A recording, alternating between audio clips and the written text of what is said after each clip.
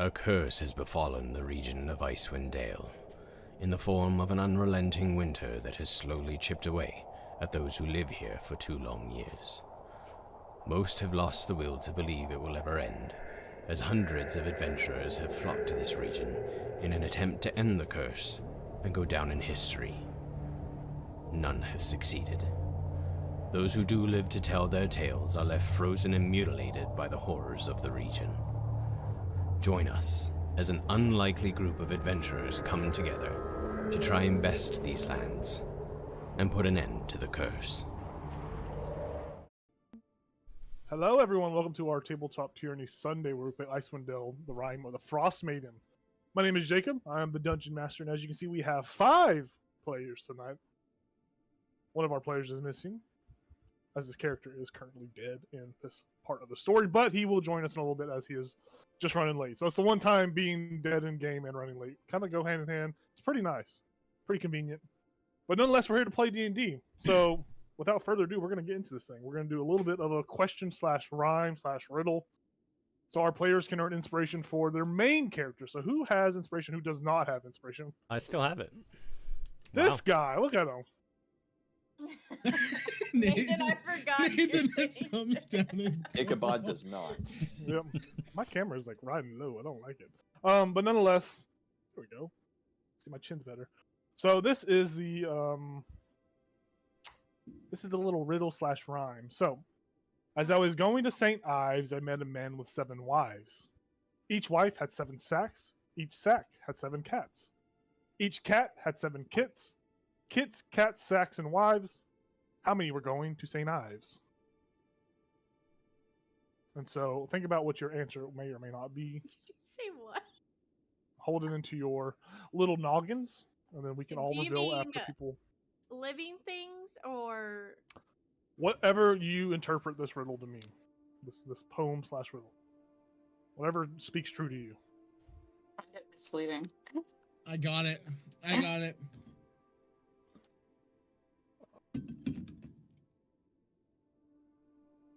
This is brought to you by D&D Beyond, Fae Riddles. It's actually the D&D Beyond forum.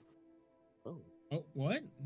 Yeah, it's actually I realized there's forums on the D&D website I never knew about, and I have found a Fae Riddle one, which I am super happy.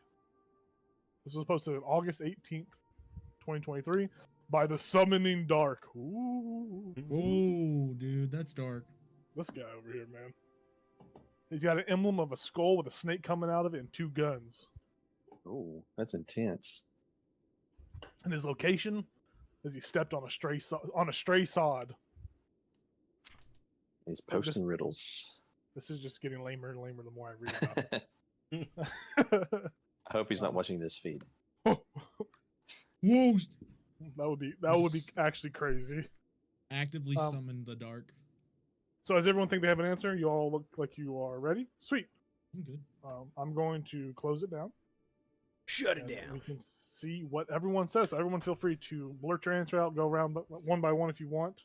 What do you think it is? yeah. One. Just the Yeah. dude. See, I was thinking that, but what if they were all going in the same direction?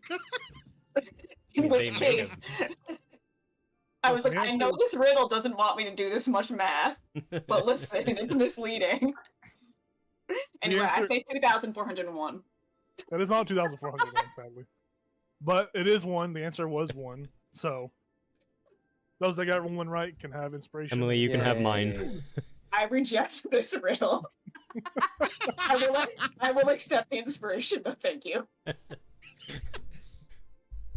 like figuring out how many gifts there were in the 12 days of Christmas total. I'm going to do a recap. This is going to be a recap for our last session. This is not going to directly tie into this storyline. This recap pertains to the side characters. And so last week, on session 67, titled From Ice and Snow Comes Blood and Bone, upon opening the door before them, the party was overcome by chaotic raw magic. They fought against the swirling rune swarm, where the battle ended with them victorious as per usual. Continuing their search through this last floor of the spire, they found the device mentioned by Dazan Simulacrum, ancient technology that could make illusionary magic real. Discussion and study of the device led Antiochus to make the decision to try and make himself an actual living person and not just a simulacrum. There was some hesitation from the party, but eventually they went along with the plan. As Kaldra's lightning storm gave life and energy to the ancient device, Antiochus stepped inside. With the chance of failure greater than that of a successful one, luck seemed to shine down on the young man. Antiochus was no longer a simulacrum, but now a real living creature, very much Pinocchio. He was made anew. In his grip was a magical weapon that Kitris had asked for him to imagine before he had stepped into this device. This moment of celebration turned into kind of confusion as Avarice seemed to be suffering from some sort of ailment. Upon investigating further, Avarice saw that Antiochus no longer bore her pact mark, and Avarice, overcome with emotions, reached out and left a handprint on Antiochus's arm before she was frozen in place, encased in ice, where an unformable figure pulled her into the ground and removed her from the party. Once Avarice was gone, the others who had been marked by her found their markings gone. For Kitris, there seemed to be a weight that had been lifted off of his chest, and for Kaldra, it seemed she had become aware of some things that had been kept from her by Ashana. Our adventurers now head back to Tin Towns, their sights set on clearing their names. That pertains to the other party. Don't let what I just said influence this part, this storyline. But I will say it was, yeah, just erase it. A Men in Black flashbang you with a little pin. But yeah, it was quite impressive that Tyler passed with that check. It was literally the 5% chance for it to work, and it worked. And it is pretty crazy to imagine. But nonetheless, we're going to change the music, and we're going to come back to our main party. Party number 1, party number uno. This is a soft track. Very nice. You mean the Frostfire Fellowship? Yes, the Frostfire Fellowship, not those fucking high assistant guard weirdos on the other party. I'm gonna take a sip, do some blow, and get into it. Is it just gonna be you talking the whole session? Pretty much. Okay, just cool. buckle in, get your warm cookies and milk, and we will begin. So, our screen fades to black from the other party as the sound of ice and wind picks up. Some small white text appears on our screen that reads 5 days ago, and it fades off screen. And then the cracking of ice can be heard as a brilliant 5-sided snowflake lingers in our view. It falls from the sky, dancing as divinely as frozen water can. The winds push at it and make it spin. As we see it get smaller and smaller, it falls through the clouds and joins other perfectly formed snowflakes, forming a larger, more impressive dance.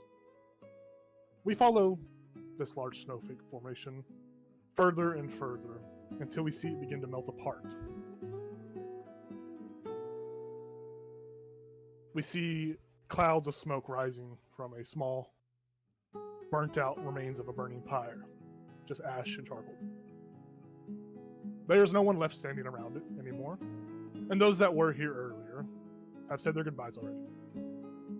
We see our camera begin to pan away from Lorian's pyre, and we move through the settlement of Dugan's Hold, which is now entirely empty of Delpho that lived here, as they were warned to leave because the town was no longer safe. We pass by Jayla's house, where a sled containing various body parts had once been stashed. And with the town now empty, we see several owls perching atop of the roughly made wooden shacks that were once called homes. The camera zooms in on one of these owls.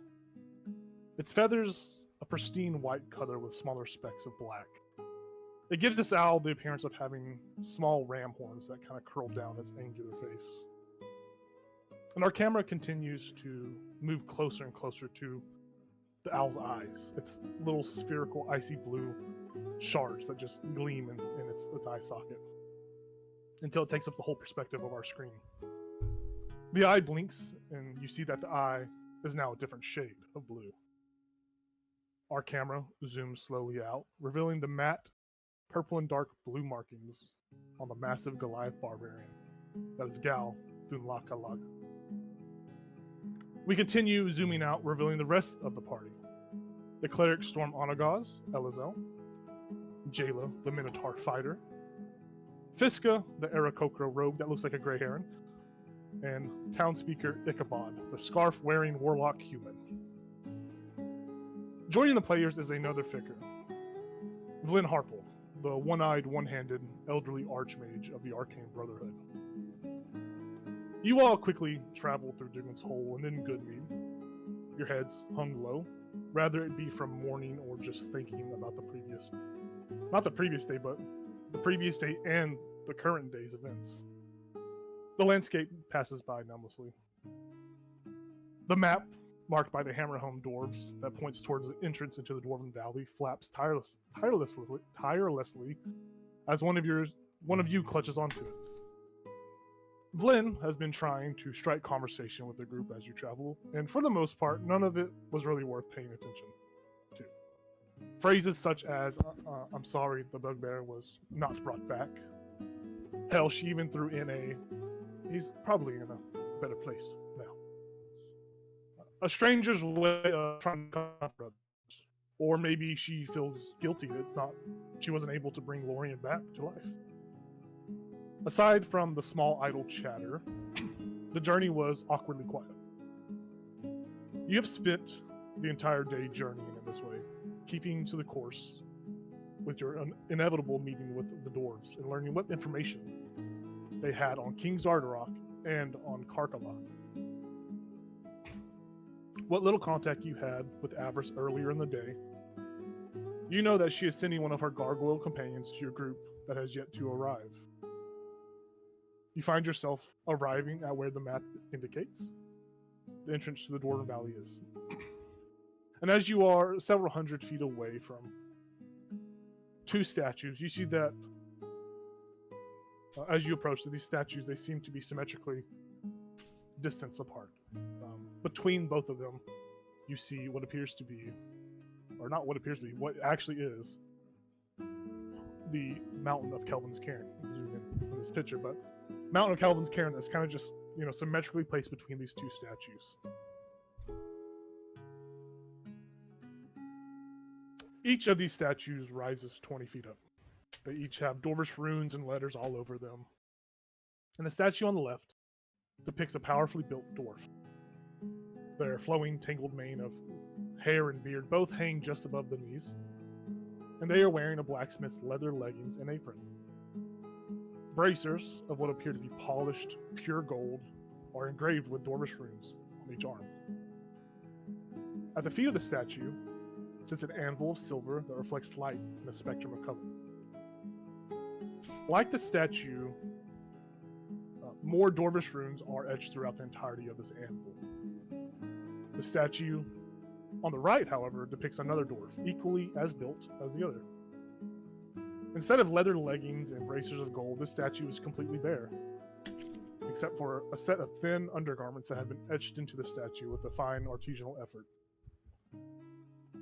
Very much like the statue on the left, at the feet of the statue is what appears to be an ordinary wooden pickaxe with a single rune engraved into it. Attached to the actual pickaxe is an intricately woven chain of fine-looking quality metal. Currently, the sun is starting to set. What little light you have left is slowly dwindling on Nightall 5th, 10 days before a supposed meeting in Karkalok is set to occur.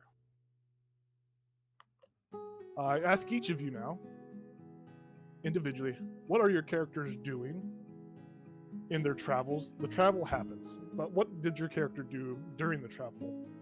And give us some insight on how each of you are processing the death of Lorien, a companion. You guys have been together for a couple of weeks now. Maybe you liked the guy, maybe you didn't like the guy, but he was still an integral part to your party.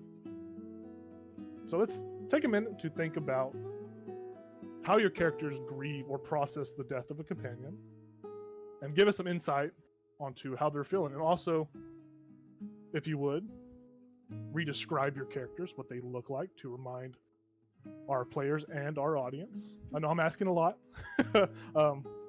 but I want to hear how your characters embody this process of grieving, or this, what has happened. So with that, whoever wants to go first can feel free to go first, or we can roll dice and see who does it. We can roll the bones and see what happens. No, I think I can go. Okay. So LSL, it's character way back November, I think was. LSL is an Onagaz, which is actually something he's been trying to figure out, like what exactly he's like. He's found out that he's part of some ancient experiment. Just wants to learn more, and avarice is kind of. He's a mixture of like a Tabaxi, Dragonborn, little bit of Triton. Yeah, he's got scales. He's got fur. It's a pretty cool looking dude. Teal fur. Lots of lightning powers. And he's a cleric. So I think what he would have been doing probably pretty quiet and introspective. He'd probably be doing a lot of praying just to hope that something like this doesn't happen to one of the other party members. Just praying on the fact that, despite Lorian always being like guns a-blazing, the party always did a really good job of keeping him from rushing in, but for this specific moment we kind of let him do his thing, right? So that weighs heavily.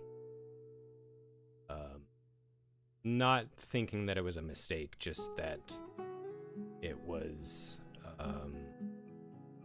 could have made a different choice, but it was the choice that. And I think he would also, like, he's not really adept at carving, but he has been working on that other dagger slowly, and so I think he would have put that aside in any like carving ability that he has built thus far on their journeys. I think he would probably carve something for each of you to remember by as we're traveling. I don't know what it is yet, but I think that's, I think that goes hand in hand with the prayer. It'd be a meditative thing to just carve and think on everything. So that's what he would be doing. Very nice, and you would easily be able to carve anything that you set your mind to. And I will let you guys know once you guys are done your descriptions what it is. Very nice. Okay, I'll go. I had to pull up my picture because I just remember she's a minotaur and she's white. Jayla, big, tall, white minotaur. She has like golden eyes, but they're like clouded over. Obviously, we all know she's blind at this point.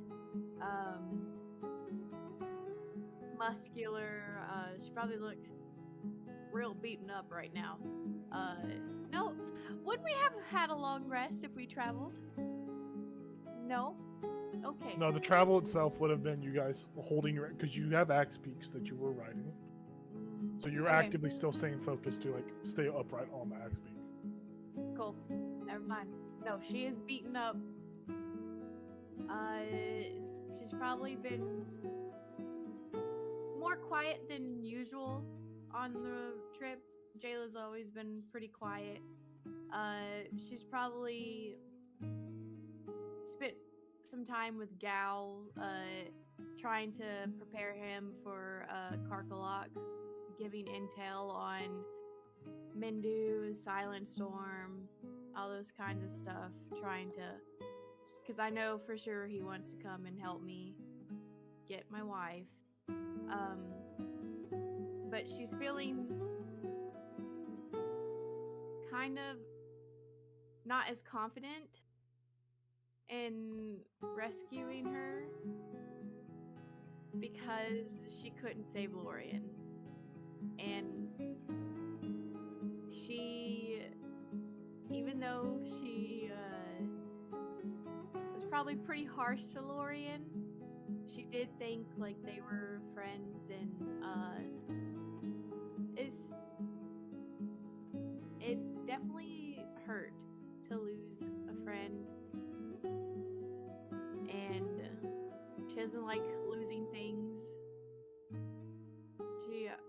She lost her wife at one point, and just learned a few months ago that she's potentially alive. So it was just a knife to the gut, basically. And she's real standoffish. And probably hanging out with Gal mostly. But that's where she's at right now.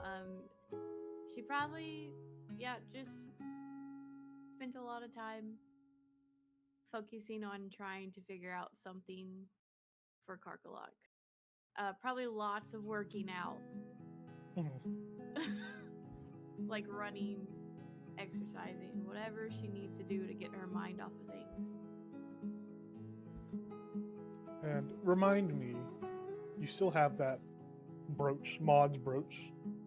Is it covered up, or you leave it uncovered? I wrote in here that I am blind again. So Okay.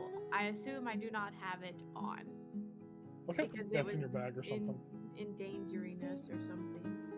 Yeah. So I Okay. cannot see. I have blind sight, but yep, she's depresso. Very, very nice. All right. Who wants to go next? You can go next. All right, Ethan. So this how Gao's looking. First and foremost, he's a big old Goliath barbarian. He's built like a gas station, as I always say. 7 and 11. How tall he is. He's got his bald hair. He's got his baby blue eyes that everybody is always worried about. He has no shirt on. I mean, he has like fur on him, but there's no shirt because he's can't wear armor. Basically, is what he's doing. He is covered in these matte purple and darkish blue tattoos, one side of each. And he has this big old great axe on his back. But that's what he looks like. But how he looks physically is he looks he's exhausted, tired. The state of emotion he's in, he is very down in the dumps because he feels like before, with all his clanmates, that is someone else he couldn't save. Which is very sad because he started to get to know Lorian as the little time I've been with you guys. He was starting to make connections, and he is clenching in his hand that tooth necklace that was around Lorian's neck. Down in the dumps, tired as all can be, trying to process all the information Jayla's giving him, while trying to maintain himself on that axe beak, because he is tired. Yeah, that's how Gal's looking.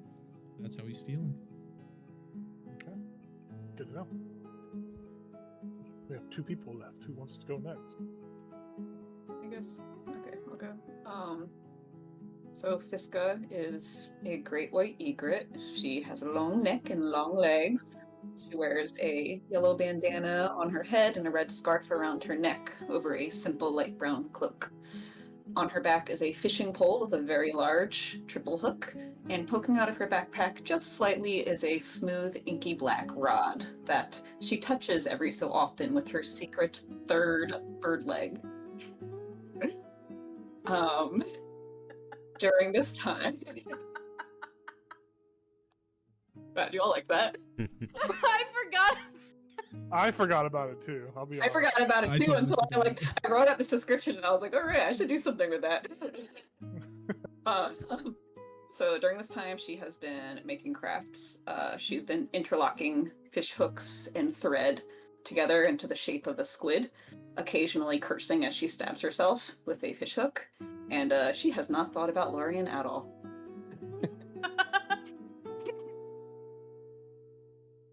Very nice. Very nice. Perfect. Do you think? I'm going to ask you a question though. Do you think Fiska is probably more concerned with the thought of what you did to Lorien's corpse? The thought of maybe if the party found out about that. How does that weigh on your character? Well, the corpse is burned, so Yeah. when are they going to find out? It's gone. Oh, no. Perfectly fine. With that, we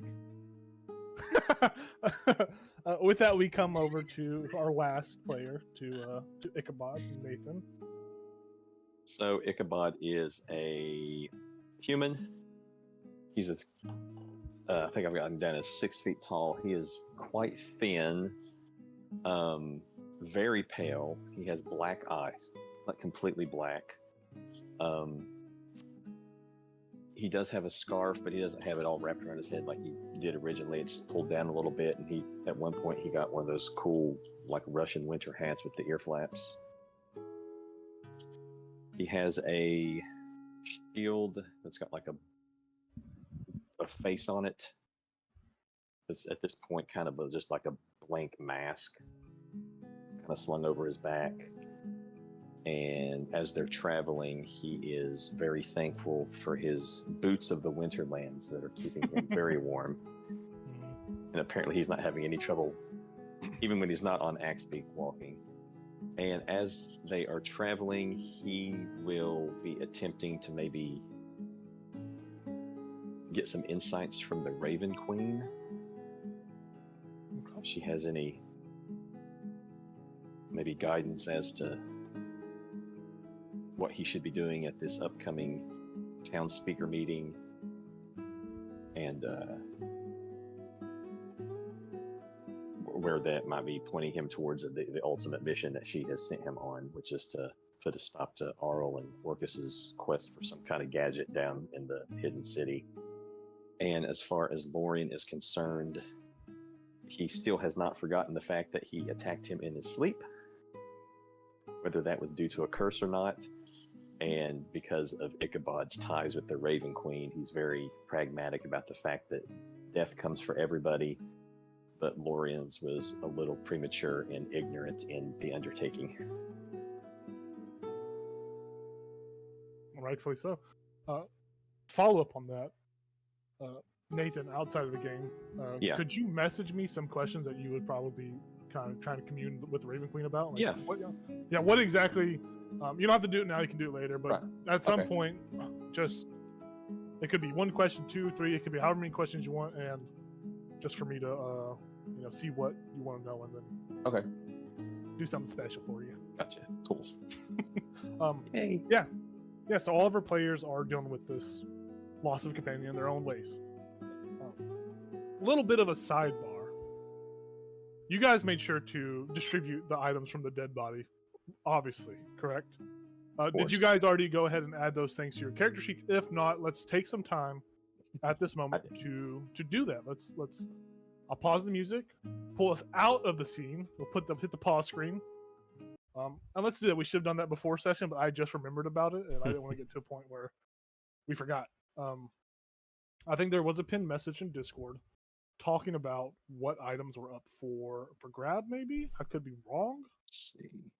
Elazel I didn't only take any of it. claimed one thing. Yeah, just a couple joke items. Oh, here it is. It's not pinned though. Oh fuck. Can I pin it? Am I allowed to pin? I commented. I pinned on it. He just Yeah. he replied to it. And I'm pretty positive the only thing I knew for sure was that Jayla claimed the hard amulet or the parapet of wound closure. Oh, that's Um, right. But there was the gold, which is a significant amount of money in income. But just right now, before we get too far along, let's just go through and figure out what everyone's going to take. I know Gal already said something about the tooth necklace. Yep. That is in his hand, so you can add that. Some of the items on here are for components to make stuff, so they get like frost giant toenails. I might take those. He had like lots of just random. He had lots of bits and He had a pieces of tongue. things. Yeah, he has the vial of Thurim, which was these are all like some of the stuff is like ingredients for items to be made. I did claim those and the alchemist's kit because I'm gonna try to make something and fail horribly, and it's gonna be exciting. Perfect. Yeah, there is also the 10-foot ladder, which I think I think Ethan might have said something about I took that. I took the ladder.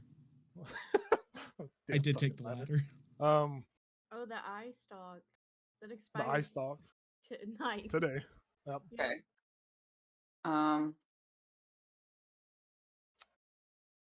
I mean, I'll take the component things if nobody else wants them. Sounds good. I'll take the rope. I feel like that's a helpful thing to have. Okay. Should I'll I just just eat them. take the gold? Since I've been taking the extra gold and just kind of leaving it to the side for us. Yeah. I don't Fiska would even- love if it was divided. Sorry. Well, 800 of it is not ours. It is not ours. It is these tables. Got it. Oh, you're right. Okay, So- forgot about that. So if you want to split the 34, the 9, and the 59. No, it's okay. I tried. This- Fiska trusts Jayla completely with all of the money. Okay. Did someone take Alright. the, We're lady friends. vials? The vials of Therm? Take those? I claimed them unless Okay. you want them. No. I'm just making sure. Does it have? It doesn't have an expiry on it. No.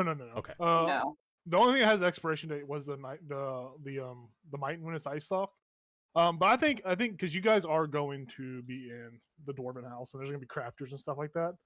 I'm just gonna take away the expiration date stuff, and so you guys can like craft these items, kind of like what I did with the other party, where you guys were able just to craft what you had there. I kind of just chalked it up for whatever, just to make it less like hardcore mechanic wise, and just to make it like fun for player agency. So that doesn't have an expiration date no more. It's perfectly fine. But yes, you can take it. Sorry to go on a tangent.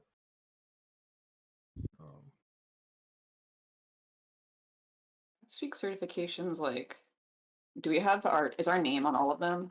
Yes, it is. All right. Well, yes, I'm pulling the white out of my Tinker's tools. Yeah. I mean, they'll be wasteful, repurpose everything. But I think for the rest of it, I think mainly the stuff that's not really too like special, you know. I don't know if you guys would take that, honestly. But if you guys do, just specify or write it down, put it on your character sheet.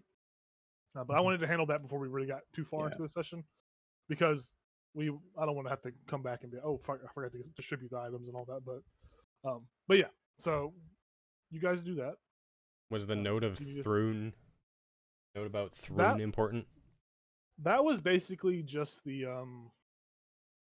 I can't remember, but it wasn't anything that's like pertinent for you guys to have. I can go back in my notes and look at it and see. Let me just hit a quick Thrun search on my Google Doc.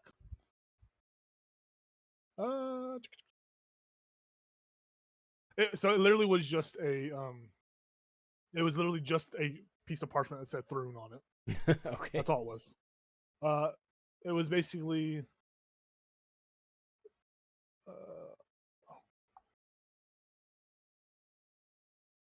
I don't know where, but you guys found it. So it says something about. Here's what I'll read. Is this a recap? It is a recap. Basically, a quick bat down on Myrtle proved informative as Lauren found a note that had the name Thrun on it. Quickly leaving the scene, a single question lingered. Who were we just talking to? Oh, that's when you guys went to the rundown inn together. You and Lorian, Elzel, and you were getting drinks served to you by some sort of hag figure that was disguised, and you guys were found out that the building was closed down and all that fun stuff. That was back on page 90 of my Google Doc, and we were on page 260. Oh, Damn. So it was a minute ago. But it wasn't. There's nothing really important about it. Elazar will take the wolf pelt. Very nice.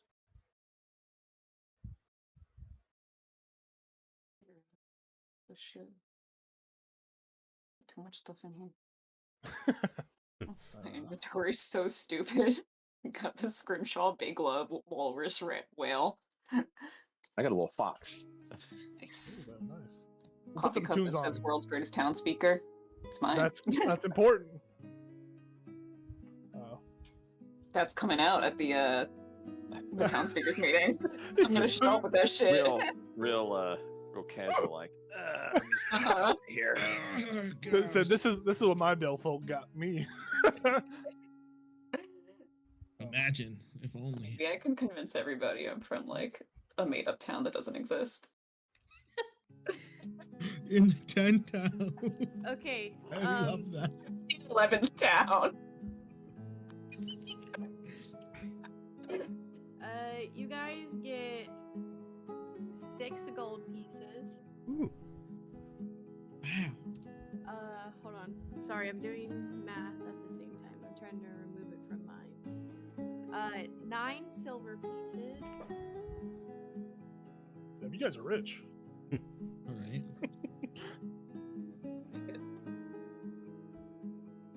And then you get 18 copper pieces. Right.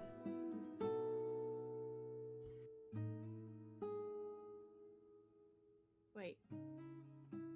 Remove that copper piece. That's wrong. That's wrong math. How much are we removing?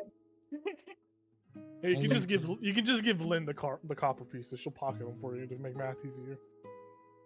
You for sure. Everyone gets 10 for sure. For sure. What did we add? Because Eight. what I added. 18 copper. 18. Yeah. 18. We added Okay. For sure take 10. I will okay. I gotta do the stupid decimal thing. Okay, hold on. Don't laugh at me. Just give them to Vlin. Okay. Oh, I did forget to I'm just mention. gonna Oh, keep sorry. it. Sorry, guys. Okay, it's copper. I don't think much of us will mind. Yeah. I did forget to mention as part of the read-through, you guys still have accompanying you, and they probably all kind of backpack on top of that Axpeak that Lorien would be riding, are all of the undead kobolds that Glenn had, all of her little guys. They're all undead now. You remember the ritual to try to bring Oh, Lorien yeah. back? They all were basically sacrificed to kind of push more power into the spell, and after that had happened, Glenn went back around and revived them and brought them back. So there's just a bunch of undead zombie kobolds that are just hanging out with you guys as well. The names of which I will remind you is somewhere Zob on is Zob. one of them. Zob is one I of know that. Yeah. I wrote them down. Oh, Zob, Snorb, Holgi, Gek, Okra, and Gut. You don't need to write them down. They're not important, but Okay. they do have names. But yeah, so just to reset the mood, after you guys have done your item shuffling and whatnot, you guys are basically at the Dwarven entrance. Long time ago, Haruna Hammerhome told you how to get through or how to access the Dwarven Valley, basically. And I'm pretty sure Star has it written down. Just to remind you, the statue on the left is, it's got a bunch of like runes, and it's like looks very much dwarvish, like scripture runes on it that are kind of around the statue's golden bracers. And there is that silver anvil at the foot of the actual statue. The statue on the right, the other statue, is not dressed as fashionably as the other statue. Basically nude besides some undergarments, and they have a pickaxe before them that's attached to a chain. And there's dwarvish runes written all over both of these statues and over the items in front of them. So if anyone speaks dwarvish, you could go up and read anything or anything of that nature, but they are just there. I do not. I was like, No, Elazal will speak of it. Say, before we go in, I made something for each of you. Gal, I broke a little bit off the ladder. It's not an important part. You just, use it as the top instead of the leg. But I carved you all something to remember Lorien by, and I hand each of you a little like medallion on a leather strap, and the medallion is the shape of the claw that was on the back of his neck. Okay. And he just says, I know this was like a curse that he had, but it just, symbolic of him. I mean, he's a bugbear, right? He had his own claws, so it just made sense. So yeah, and I just hand each of you one of these. You can wear it around your neck or just put it in your bag. It doesn't really matter, but yeah. This is beautiful. Really well made. Thank you. You're welcome. Thanks.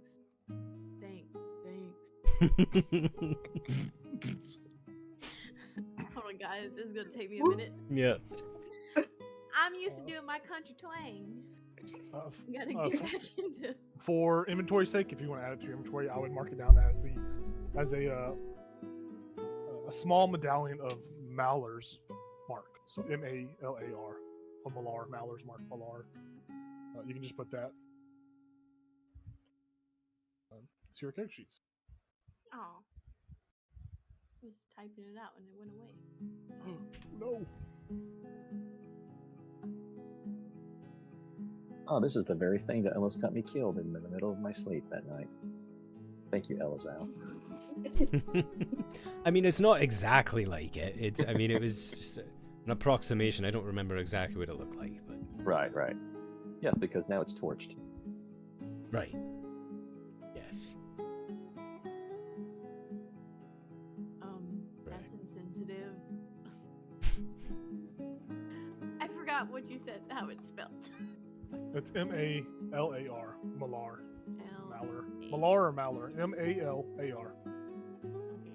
There's going to be several times during this session where I'm going to have to spell a name out, guys, Uh-oh. because there are some names. I'm telling you, this is an exposition-heavy session, so, there's a lot of information there. Is it like all the dwarves in Lord of the Rings? Like, Yes. yeah. No, I didn't go. There are different families, but I didn't waste time, typing a bunch of people's names out, because I was like, if they interact with someone, I can make it up. It's not hard to make a dwarf name. Everyone will be named Gimli. Nice. I like Or it. something that rhymes with Gimli. Yeah, Bimbley, Gimli. Slimly. Gimli. You have Then 25 there's other Tom. letters you can work with. Yeah, sure. Zimbly. But Zim with X instead of a Z. Yes. Alright. Hold on. I have. Okay. I'm gonna take the pickaxe and knock 3 times on the anvil. Okay.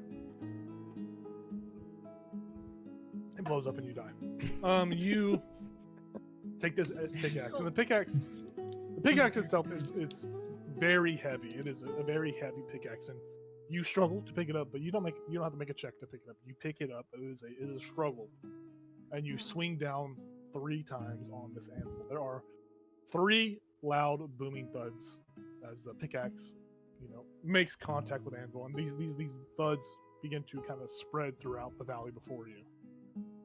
You watch as small firelights begin to spring into life beyond the statues, and it forms a path through the rugged terrain before you. And about this time, the sun has kind of set, as it's becoming dark, and thankfully as the sun sets, these fires light up, so you're able to see where you need to go. You follow the trail with your eyes, and you see that it leads right to the base of Kelvin's Cairn, where at the base of the massive mountain, the light seems to disappear from view. You will remember that this is the mountain you guys ascended, where you saved that one guy that went missing. Oh, yeah. And you killed the Yeti, and you killed the baby Yeti, matter of factly. Think about where you found the sad fate of that party, the Goliath, that little small tiefling child, Astrid, and all them. But you watch as these lights go in and they just kind of disappear from view into the mountain. It looks like it kind of goes behind a piece of rock or something, but it goes out of sight. And you know that you need to move forward. You know that's where you need to go. That's the path before you. The path lit before you. Before you guys move, though, they move any further. Vlyn, which if you can't remember what she looks like, she does look like this. Very much an older lady. Vlyn turns to all of her kobolds, and you hear her say, Zob, Snorb, Holgi, Gek, Okra, and Gut. You should all remain here for us to return. You should remain here, until we return. I would love to bring all of you along, but I don't think these dwarves would be very welcoming to all of you.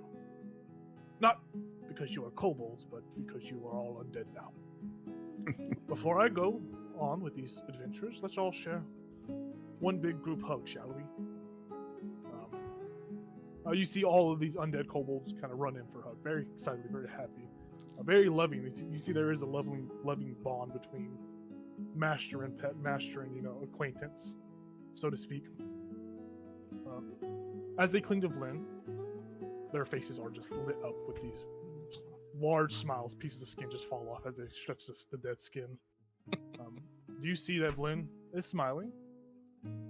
But you notice that it quickly fades away into a blank expression as an aura of black magic kind of glows around her, and you watch as all the kobolds disintegrate into dust before you, scattering into the wind. She looks up to you all. She says, I thought it would be best for all of us not to travel with so many. Plus, dying is a scary process. They already went through that trauma once, and I didn't want to put them through it once again. As the kobolds are scattered amongst the wind.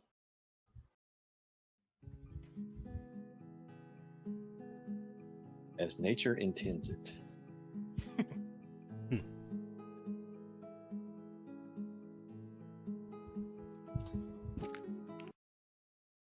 One. Should I use the sending stone to tell the Hammer Homes we're here, or do we just walk in there? Actually, that might be a good idea. Yeah, We don't want to Don't think that would hurt. show up. We don't want to show up unannounced. Okay. What exactly should I say? Just like, sup, we're here.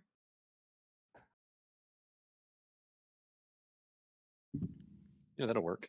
Yeah, and Okay. It's true, isn't it? Okay. I'll get out the sending stone. I'll be like, hey, we're here. Just wanted to let you know. Bye. That's good. Good job. Thanks. I'm really bad with these. No, you're fine. You're fine. A moment goes by and you get a message back on the sending stone as Hruna, with her raspy voice. All right, just come on in. I'll meet you at the entrance, the true entrance, technically, but I'll meet you there. She says cool into the sending stone. Just bounces back into your face. Yeah. She's waiting down there.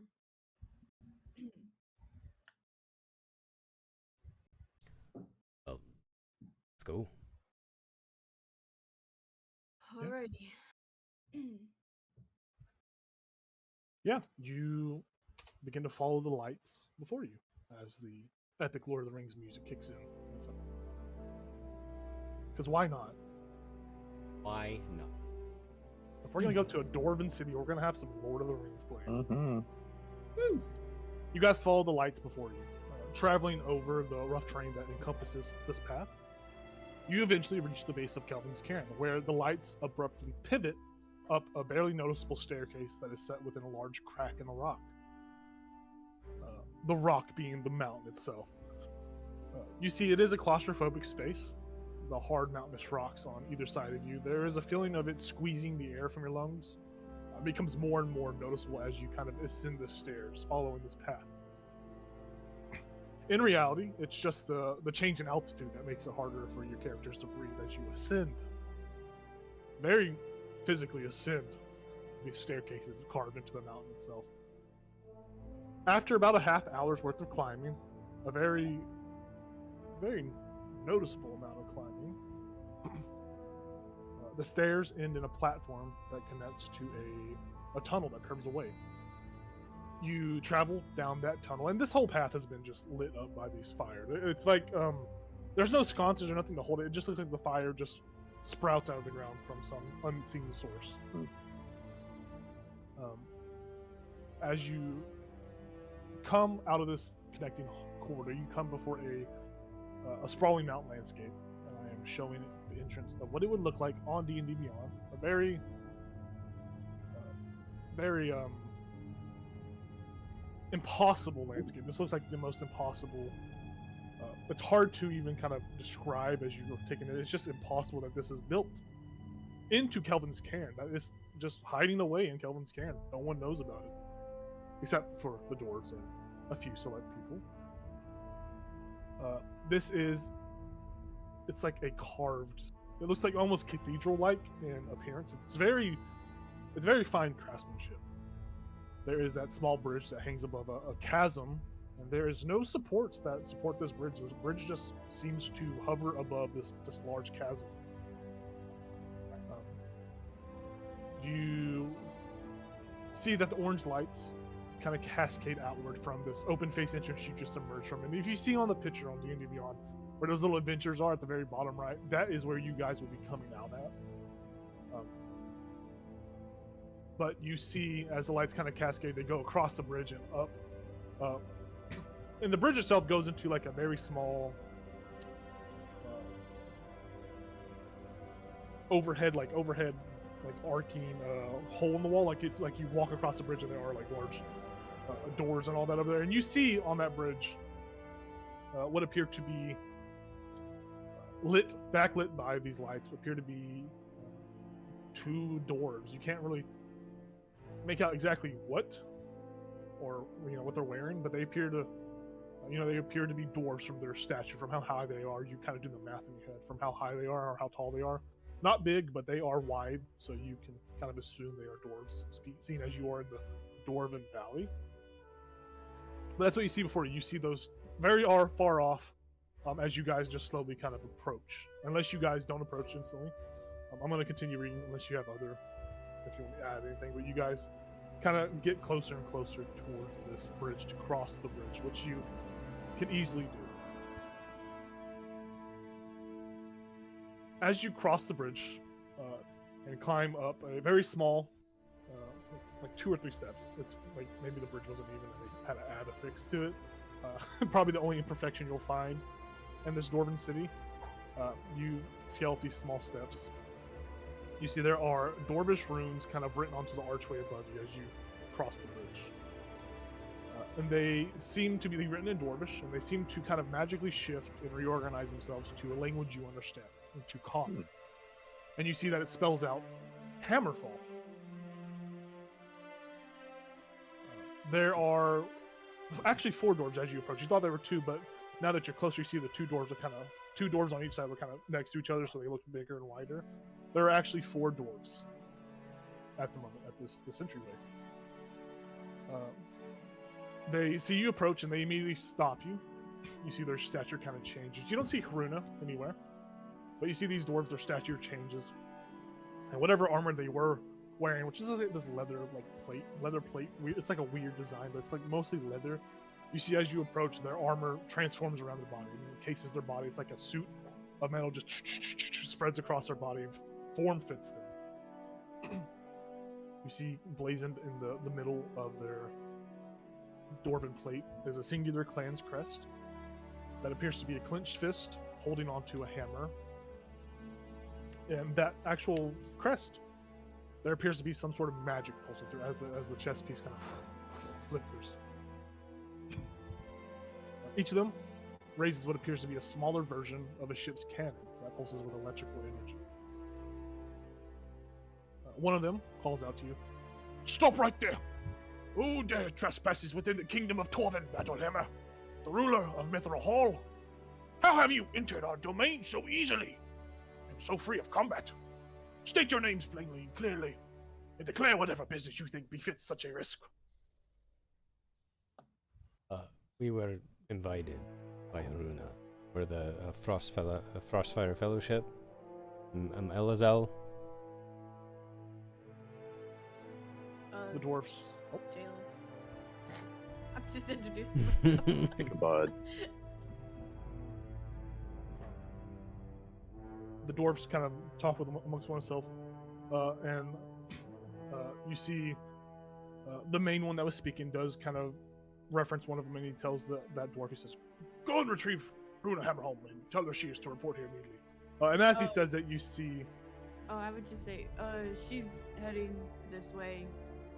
Yeah, and as you do say that, you see her walking into the scene at this point, as you had alerted her.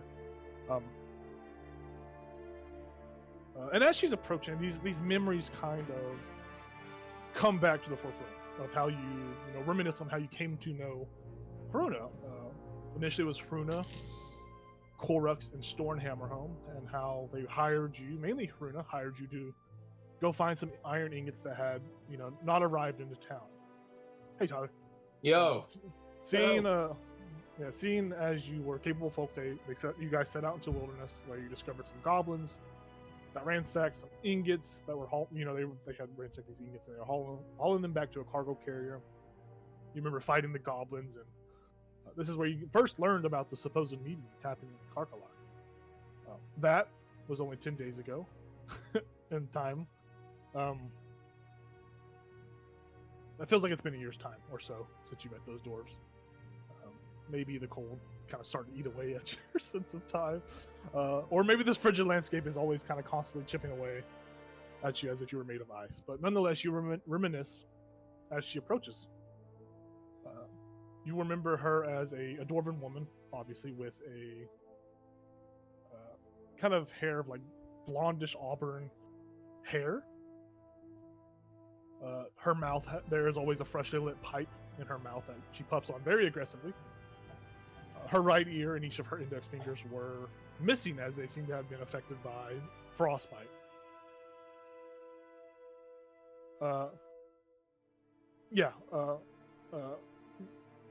So we'll pause it. We're going to cut back over. We're going to go back in time a little bit. Elzel's going to retcon some of the carvings real quick. I don't know what it is yet. When I was looking back at my notes, I'm like, oh, this is not what a cleric would have carved for his party. So it is not. It is not that symbol. So I'll still think on it. Okay. Yeah, so as you guys see Hirona here, kind of reminiscent, we recognize her. She yells out, not really yells out, but she speaks to you with her raspy voice. "Well, it's about damn time you decided to show up. It's a bit late in the day, though. I thought you would arrive much sooner, but you can only control what's in your control, eh?" And she kind of steps towards the sentries before you. She says, "Where's the big bugbear fella? Who's that Goliath? And I don't remember ever meeting you." And she points towards Vlyn with a closed fist as she says this. She like points like this because she has no index finger, so she points like this. Bugbear's dead. His name was Lorian, by the way. That's Gal. Hello. That's Vlyn.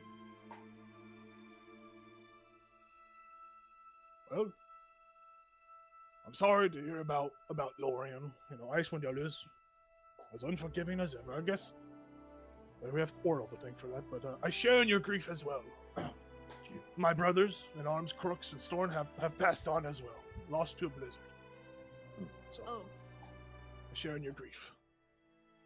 Sorry about that. It's okay. Do you trust these newcomers?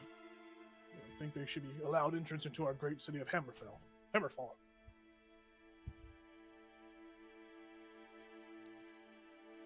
Yeah. Yes. She's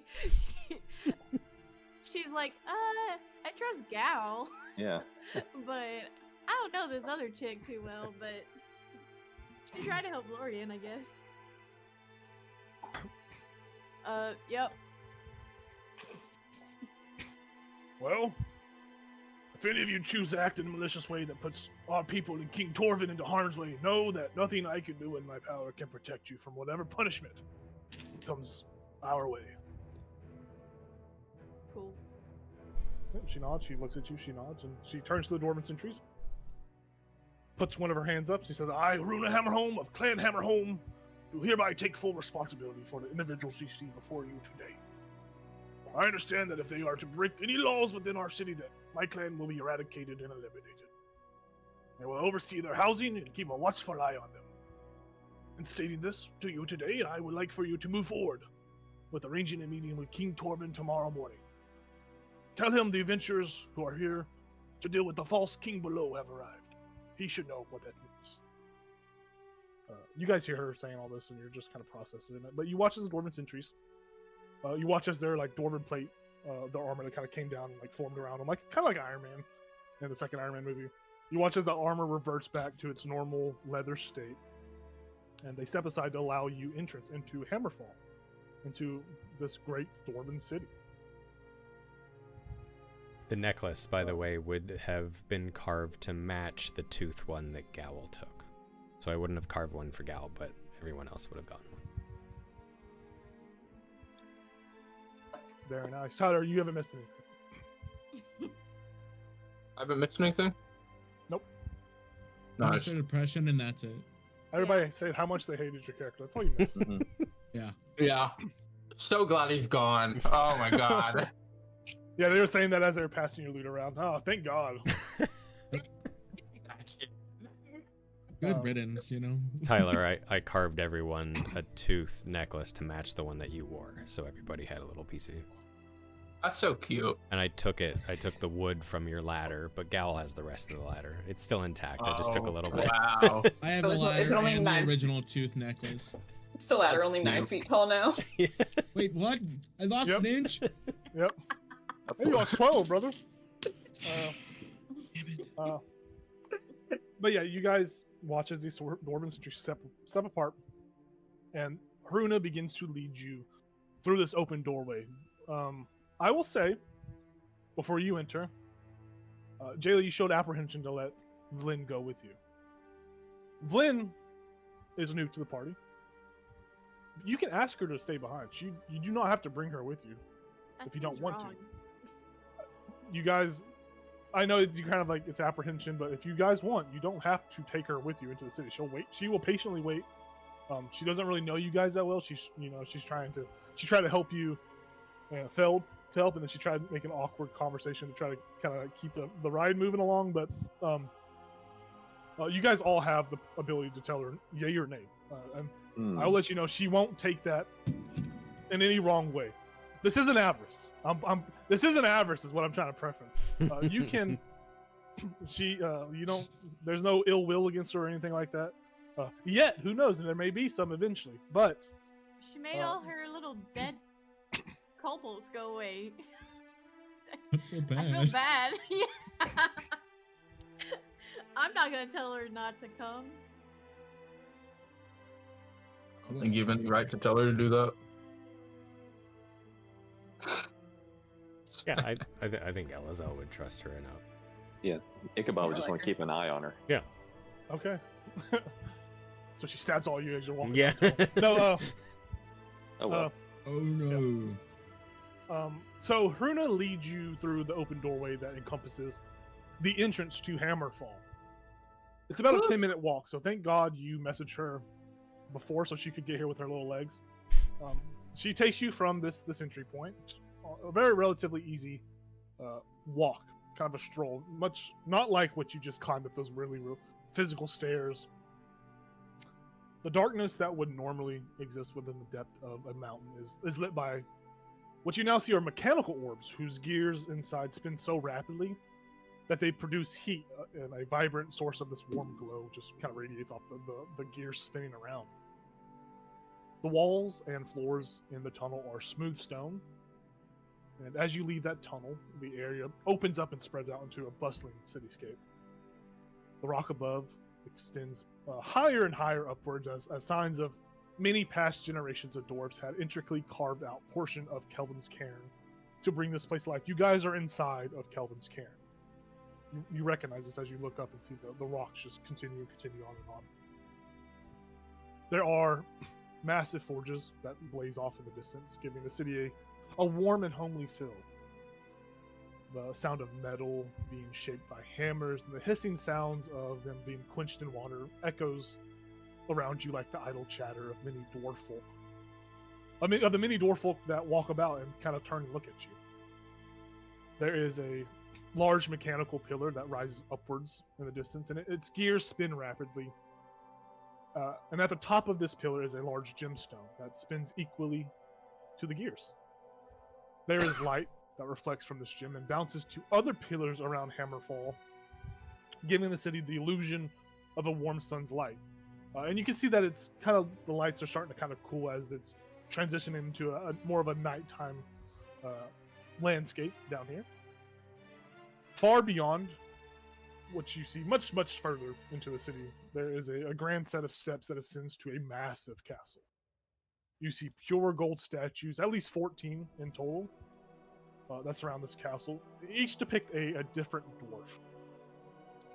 Hruna kind of looks over at you, sees you all kind of taking these sights in, and she speaks up. She says to you all, she says,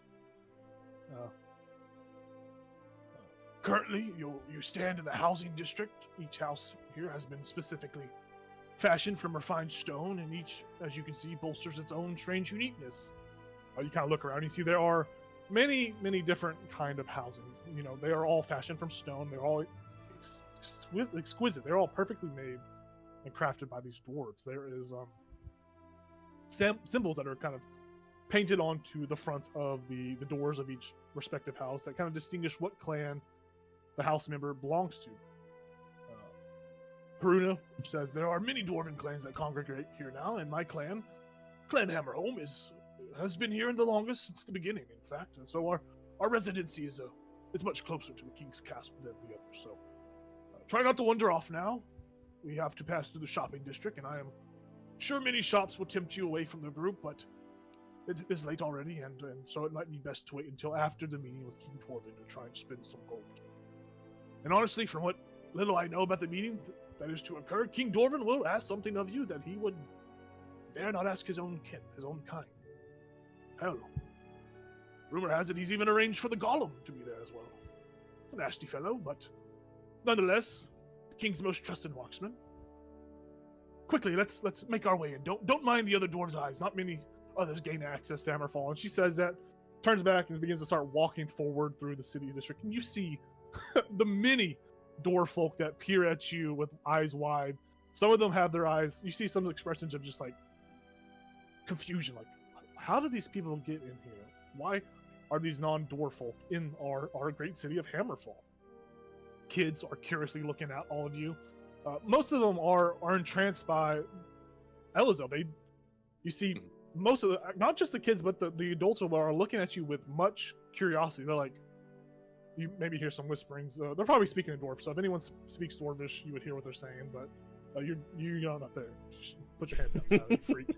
But they're all muttering something, and you see that everyone here, except for Huna, everyone has a beard. The women, the men, and the children, they all have beards. Hell yeah. Beards that would beards that would put most people to shame. It is impressive. You see a little toddler with like a little soul patch. It's the cutest, weirdest thing. Yeah, you watch it, it's like looking at it, and like throws up on itself, and it gets stuck in its little soul patch. And you watch the mama take her beard and like wipe the vomit off of the baby. But nonetheless, you guys are walking through the city, this housing district. If any of you want to stop and talk to her as she's kind of heading off, feel free to. If not, I'm gonna just keep on narrating as you guys idly walk through. I wouldn't talk to her, but if I see everyone staring at me, and like if I catch like the eye of like a smaller child or something, I would like smile, and then I would send like an electrical charge like that like spreads across my body. Yeah, you do that, and the kid's eyes like kid's eyes like light up in like just holy shit, like it just like surprises him. And he like reaches out to you and you just watch his mom just smack his head down. But yeah, you captivate with your appearance, your strange, race, and these people may or may not have ever seen Onagaz. But nonetheless, they just watch you, and there's a couple people that are kind of like following you from shadows, like watching, like hiding, like terribly hiding behind stuff that's like very obvious. Like they're a very curious bunch. So as you are led through this housing district, you look at all these houses and you see many different symbols, just as she had described.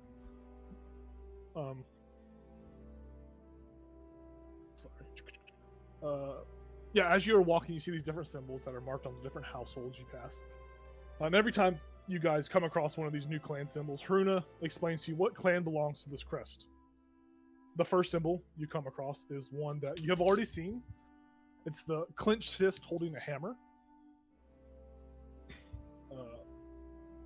Hruna would say, "That's Clan Iron Fist." She exclaims that that's a clan built on strength and skill in battle. Most of them are guards to the king. You guys pass another symbol, and it's a symbol of what appears to be the mountain itself with a beard of stone that kind of like comes off the mountain. She says that's Clan Stonebeard. They are the stonemasons and architects of Hammerfall. I love it. Come on, we gotta be basic with these. Got a little mouse in my head that's dying on the little wheel. You guys pass another symbol. This one depicts a blazing forge with crossed hammers. She says that's Clan Firebrand, master craftsmen of weapons new and old. Recently, they have had leaps of technological advancements in ranged artillery. And the last symbol you guys pass as you near the end of the housing district is that of a shadowy axe with piercing eyes. Ichabod, you were just instantly gravitated toward this. It seems very like symbolic that you wield kind of like the same, like the shadowy axe in that same aspect. Hruna says that's Clan Shadowsteel. Our espionage and scout network is run by them. Awesome. And there are smaller emblems and logos in here, but the ones you see mainly are those symbols. Those are like the big symbols. There's a couple symbols here and there. Hruna doesn't really make mention or note of them, but you guys do notice other clans. And at this time, as you guys are passing, if you guys want to make up a clan in this place, feel free to like just throw out one of the smaller housing clans that you would see. If we want to all do this, you guys can each make a small clan household in here. We can take a quick break, a quick bathroom break. Think about that, and you guys can definitely do that. Tyler, you could do it as well if you want. Like I've got one already. Perfect. Yeah. So just we're gonna take a quick bathroom break as it's kind of like the halfway point, and I've drank all my water and energy drink, and I'm about to die. So we're gonna take a quick break. This is a perfect place to end it, and then we will come back with some fun clans for this dwarven city of Hammerfall. So see you in a second.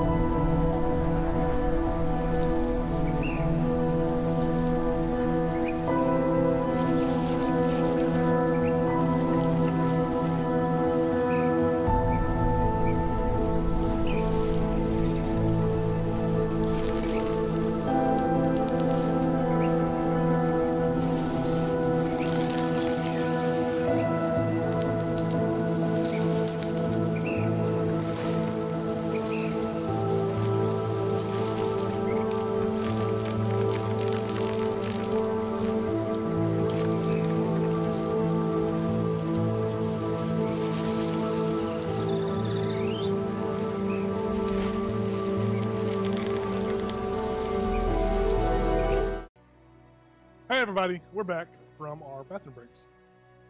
So, I left the party the option to create smaller clans for the dwarves within the city of Hammerfall. So, we'll go one by one, or whoever did do it, feel free to just speak up and say what the clan is. I got one. Perfect. It's Clan Inkwell, Okay. and they are the scribes and archivists of the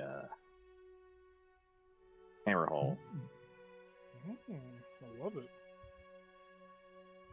What's their clan logo? If you Oh, ever so it's thought like about it looks like it's carved out of obsidian, but it's like a feather and stuck in a bottle of ink. it? Oh. Perfect. Okay. Clan Appleforge. They have a subterranean apple orchard, and they grow and sell apples. Nice. Okay. And their symbol is an apple. Love It's that. just it's a peach and just confuses everyone. We've never actually seen an apple down here. Very nice, Clan Apple Forge. All right, next. I got one. Okay. It's the Gem Shard Enclave. Oh my Shard God. on. Yeah. They're basically just treasure seeking dwarves. They look for all the gems. They're greedy. Nice. Go too deeply into What's their logo? greedily. Their logo is just different ores, like mixed into one. Mm, very nice. All right, Clan next. Appleforge is a big player. Alright, Elazels will be Clan Stormclaw. Ooh, okay. He will they will use weather, the storm specifically, to help in weapons. And logo is a claw with lightning. Hell yeah. Alright, next. Also did a lightning one, so I'll go next. We got Clan Lithium Lungs. Oh no. Pray tell what they make or do. Respirators. They're known for making the best battery. Batteries. but, I'm just gonna put They only got batteries in one. They only got one little hut down here because they can't breathe very well. Christ is a pair of lungs with a lightning bolt down the middle. Silicosis real bad. there. They're a new clan. They're not mentioned much. Only like 3 Yeah. of them. That's one of the things where Haruna like points says, "Oh yeah, that's Clan Lithium Lung," and she turns and keeps walking. you guys are like, "What?" What The heck is lithium? What's lithium? She shrugs. What's lungs? Alright, start last but not least.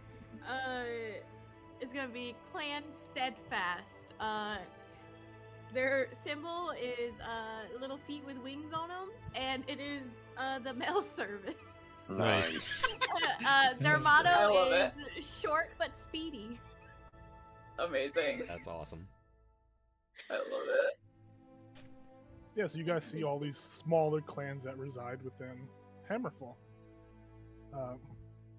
Yeah, so that's like roughly 20 minutes. It's like a slow-paced walk as you're kind of like talking and being led through, as you kind of leave this housing district. You then pass into the market district.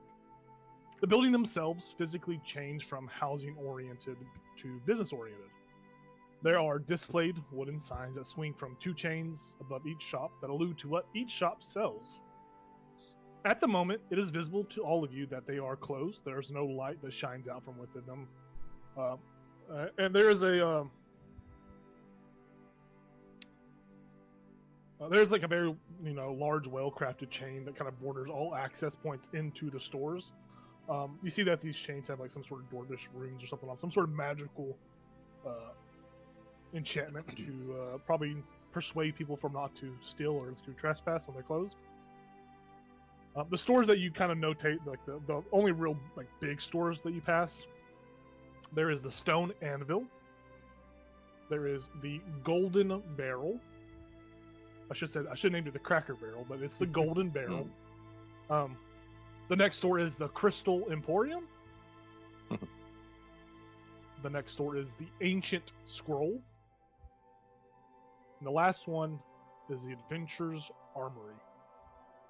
So you have the Stone Anvil, the Golden Barrel, the Crystal Emporium, the Ancient Scroll, and the Adventurer's Armory. Passing through this district it doesn't take as long as there isn't really any kind of foot traffic here at the moment. It's maybe half the time, like a 10-minute walk. It leads you out of the market district and closer to King Torvin's castle. Another 30 minutes of just walking. It's like a think of it as like there's no buildings or anything like here past the market district. It's kind of like think of it as like a separation from the normal populace versus the castle, the king's palace. It's very much a walk. You see that you are now maybe 500 yards from the main gate into the castle, so you are relatively pretty close. You're still decent distance, but you are relatively closer. And all your eyes are drawn over to the massive golden dwarf statues that surround the castle. Each of them seem to have thousands of precious gemstones embedded into them. And Haruna sees this and she speaks up, as she has been as you guys have been walking. She says, "Those are the first 14 to have traveled here from our homeland. They left the continent of Tellus and journeyed here to Faerun. Eventually settling here. Originally, they called this place Erebor. But in time, it has undergone enough time and history that we now call it Hammerfall. Oh shit, Hammerfall. Don't let the king hear me say that. Yeah, they fled from a feud that was kind of brewing between the Rock Seekers and the Troll clans, and thankfully they did what they did. You probably never heard of Tellus before, It was an ancient land plagued by some strange magic and influenced by an ancient magocracy led by a man named Thaddeus Thane. But that's a long story. A moment in history that led us all here. She winks at the camera. Who are you winking at? No one. I wrote, give the player some time to realize this, breaking the fourth wall. Yeah. Eventually, Hears you. What? yeah, all your characters and tell us like, what? You all sneeze at the same time. But eventually, you guys arrive at Haruna's home. It is somewhat smaller than you imagined it would be. It is comparable to the houses back in the housing district. It's a perfectly cut stone home. The doors and windows, however, are purely inlaid with gold metalworking and large gemstone. Haruna opens the door and shuttles you into an open room. Here, a fireplace crackles to life, heating the entirety of this small stone house. There is a table big enough for 6 people to sit close to one another and close enough to the fireplace to stay warm. You see there are various pieces of art of different Dell folk, door folk that kind of decorate the walls, and each of them have a small metal engraving in them, labeling it as Clan Hammerhome. And there's like a dated year. And each picture, the number of dwarves in the photo slowly diminishes as the years go by. The most recent painting is that of Froon, Crux, and Storn, and its date reads out 1488 DR. You know that it means it was commissioned last year. Closed doors to adjoining room are kind of all spread throughout this room, and Haruna speaks up. She says to you, you all feel free to make yourselves at home. The bathroom is through the door to the far most left, and the rest are bedrooms, each with 2 beds. It's late, so it's best you get ready to settle in. I imagine tomorrow will be super informative and rather busy. So, there's food in the pantry. I got a bunch of rock candy, some rock salt. I got some rock and roll, sushi roll. Yes, if you need me, I'll be in my bedroom. If you have any questions, ask now or forever hold your word. Ask me, but I think it's best for us to sleep. So. Would be good. I'm tired. I'm definitely gonna go eat some rock sushi. Oh, A little snack before bed. Yep, it's rather delicious. Oh yeah? question. I have a question. Do you guys have volcano cake? No. She looks down and looks back up. Yeah, I do. Yes. Is it for everybody or just you? Well, it's for everyone. That was Crux and Storn's favorite dessert. Oh. So that's okay. You can have some. I don't eat much of it anymore. Okay. I'm like sadly eating the cake Yeah. now, just like, oh. Yeah, you guys realize, like, after looking at the pictures on the wall, she's the last of her clan. Like, Oh no. Oh. she was the only dwarf that hasn't been painted out of the commission artwork. She is the sole member of this clan. Ancient clan, but she departs from you all and leaves you to sleep, to rest. You guys can feel free to do what you want. If you want to just enter into the resting phase, we can just establish some watches if you want to watch. It's not necessary. This is a safe city. The only, unknown factor to you at the moment is Lynn, but she hasn't really done anything to raise any questions. So as far as watches, there doesn't need to be unless you want to roleplay with your watch partner. Ichabod is going to sleep. Yeah, easy. Pass out. Instantaneously, pass out. And your back is going to be hurting in the morning. It's just a stiff rock bed. Oh man. Good, Gal good for is your going to sleep. good for your spine. Eating. Reminds me of my home. Hey, it's almost as big as my bed. It's like half his size. Yeah. I love that. I just Um, imagine you're like from your like thighs down. There's just like hanging off the edge of the Yeah. bed. Yeah, basically. Alazel will lay out the wolf pelt and the Craig cat hide on top of the bed and then do a couple spins and fall asleep. Yeah, it's comfortable too, man. It's real Yeah. comfortable. Oh man. Fiska's inventorying the alchemist supplies and trying to. She's looking for a little cheat sheet. Yeah. Oh goodness. Mechanically, do you need help adding it to your sheet or anything? Oh no, I already have it No. added. Okay. I don't actually know how to use it, so Fiska's trying to figure out how to use it. Okay. Does it? If it's a new one, you should be able to click on it, but I don't know because the new ones have like certain stuff that you can do with them now, like the 2024 rules. No, I just did Oh. Legacy because that's what we're doing for this campaign, right? Yeah. Okay. I think it's probably easiest to like. I don't think I've mentioned it before, but it might be easier just to kind of keep you guys remind what each like supply kit does to just use the new ones, or just reference the new ones. I guess I don't. I think it would be easier just to add the new ones though. Okay. But I think it would make it easier for to encourage using your supplies as well. If you guys are all fine with that, of Cool. course. If you're not, then we could just keep it as old one. It's not that big of I don't think it's big of a game breaking like mechanic or anything. Yeah. So everyone, Fiska inventories her stuff. But for the most part, everyone sleeps. Correct. So each room here, yeah, you're sleeping too, Tyler.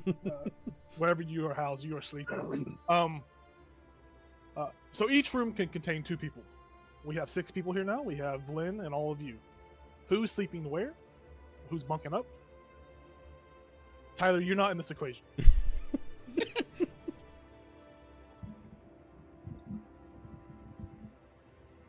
Alazel would probably be with. Okay. I think Jayla would sleep in the same room as Fiska because she's a squishy Squishy. and keep her safe. Oh, that's so nice to do. Thank you. And Gal, you I'm are with in Lynn, the I same, guess. same room with Lynn. He passed out. Yeah, she comes over there and holds your nose. Exhausted. She comes over there and holds your nose for a second, where you like start to wake up, and she lets go of it. Hey, but my mouth's open. That makes no sense. But she doesn't do anything. But you guys all find sleep. It comes to you. Don't click long rest yet. Rick, what a level of exhaustion just gone. Gosh dang it. Sorry, I should have done this earlier. You guys all find sleep. The day's journey, the long, the emotional toll of dealing with Lorian's passing, Lorian's death. That emotion kind of just cascades over your body, and you all just plop down at your own times, of course. I mean, you guys, Fiska inventories her stuff and then falls asleep. But you guys all find sleep. And 2 of you experience dreams. Jayla, you have a dream. We see a sword of iron and steel hovers above the nothingness within this dream. It's just black landscape with the hovering of a sword of iron and steel. It beckons you to it. There's this almost this impulse that you can't resist that just kind of pulls you to it. You see your hand kind of just instinctively reach out and grip it. And as your hand closes around it, you feel a searing heat blaze from within it, as the sword just roars to life, covered in flame. The darkness that was around it now is softened and lit by the warm glow of the blazing sword. And your eyes adjust to the sword's light. It's this weird sensation. At first you thought that like the darkness was just a normal blindness that you see, but you see that you are actively staring at the sword with your eyes. You are actively seeing this before, and your eyes kind of blink into and the awkwardness of adjusting to the light's glow. And as your eyes adjust to the sword's light, you notice that you stand before a 20-foot tall frost giant that just looks down on you with no expression. It's just massive hulking figure, just looks down on you. Behind him, you see the looming mountain of Kelvin's Cairn in the distance. The frost giant bends down to you and touches your chest as the sense of direction just overwhelms you. You see the images of 7 thrones of ice burn their way into your brain and just linger. A sense of direction and knowing overwhelms your senses until you are just distracted by something just out of nowhere. The sense of direction just flows into you. This knowledge of this is where you need to go. This is a place that calls out to you. Your attention is kind of pulled away as you're distracted by a whisper in the dark that calls out to you. You begin to move towards it, away from where you were, and the darkness does stay held back by the glow, but you are carrying that sword with you. And the more you move forward, the easier it becomes to hear the whisper. It's very discoherent at first, but you recognize the voice, and it's been so long since you last heard her. You'd recognize that voice anywhere. As you hear Lomai is the one whispering. Please, please, please, my love, find me. Find me. I can't bear it anymore. I'm losing hope. I thought I could be strong, but I don't have the strength anymore. I feel myself dying. But the thought of you keeps me moving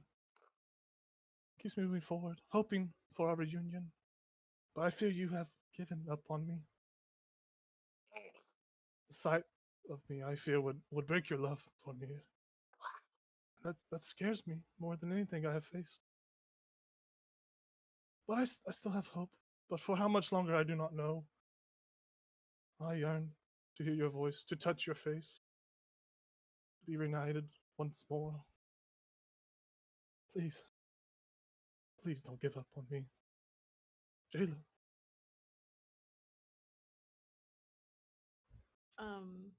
I'll reach out for the voice and I'll be like, I'm coming. Just wait. I'm so close. I've never given up. I love you. You hear a sense of bewilderment. My love? Oh, where are you, my love? But before you can respond, the flames of the sword extinguishes, and you feel yourself lurch upward as you wake up from your sleep, and you feel a sort of magnetism, the sensation that just urges you towards something, some goal, something. And we're gonna hold that thought before we come back to you. We're gonna go to our next person's dream. Fiska, Oh, we come to you. There are stars upon stars that fill your dreams. Cosmic sights far better than your imagination could possibly dare to come up with just surround you in this place. You are enveloped in it. You are just taken in the senses, taken in the sights as you watch dying stars. You watch the formation of endless inward folds of masses of gravity just crushing in on themselves. You see planets, both hospitable and inhospitable. Strange spacefaring creatures piloting ships that look like they belong on the sea or on the surface of water. For some reason, they float through the sky. And each ship is different. There is no copycat ship. There is no exact copy. A persistent clicking of biomechanical switches and gizmos whirring in the background key you in that you are on a ship, hurtling towards or hurtling through the cosmos themselves. But something is wrong. The planet you are heading to is growing in size as the ship you are on appears to be crashing. Flames rise up the ship, hurtling. As the flames climb up, you hear a loud explosion behind you. It lurches you towards the edge of the ship, but you reach out and grab a hold of the deck.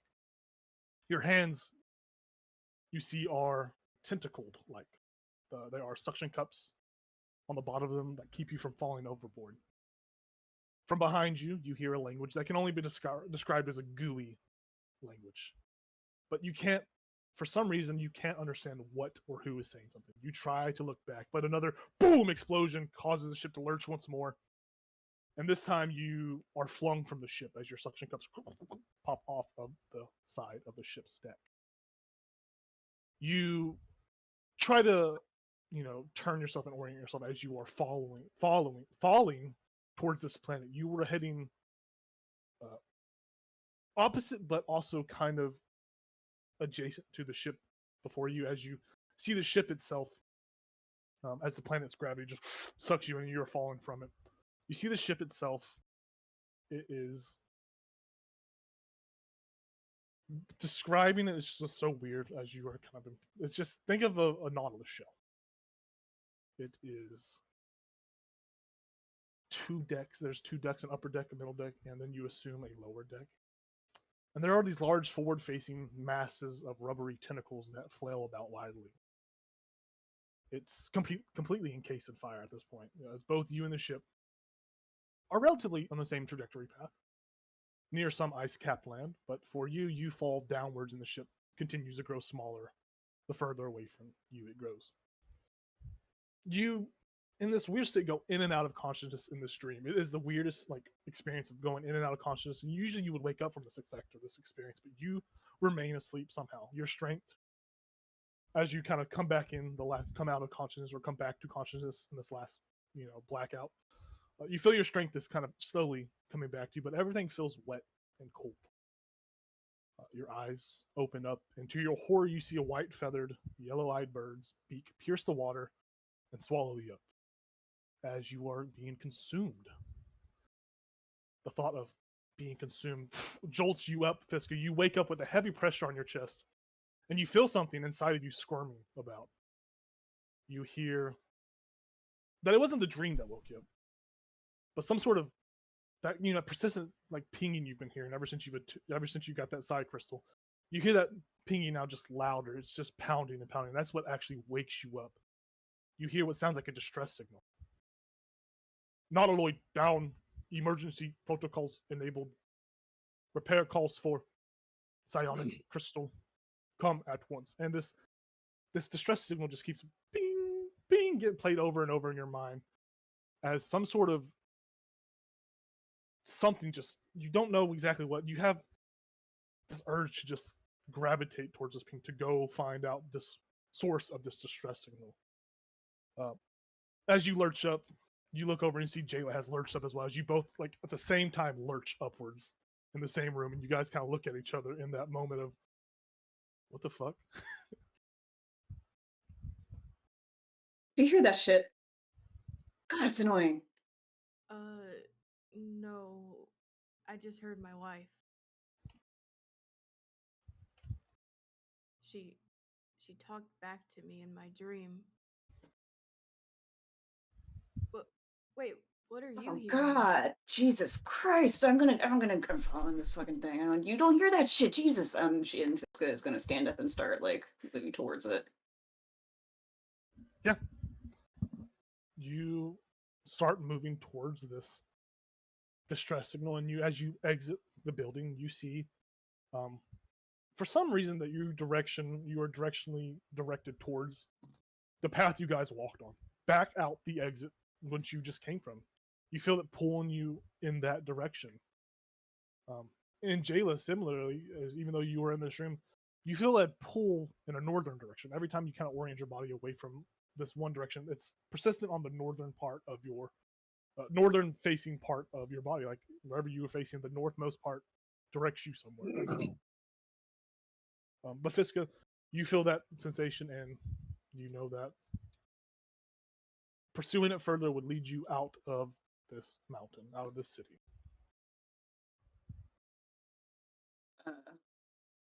How early is it?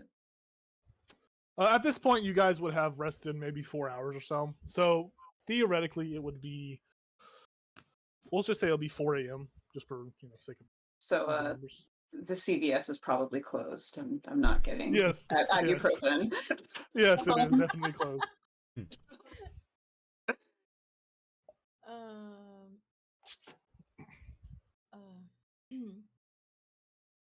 I would have followed Fiska, by the way.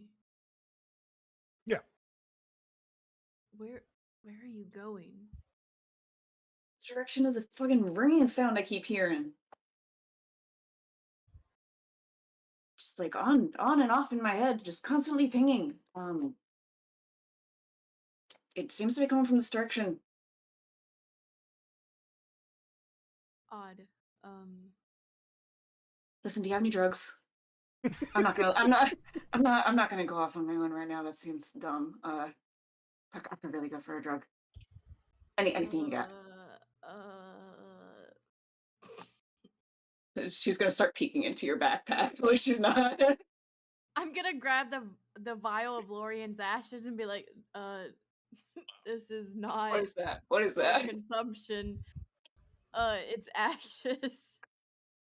You wouldn't want to eat Lorian, right? No, I wouldn't. She itches her nose as she says that. Licks her lips a little bit. Mm.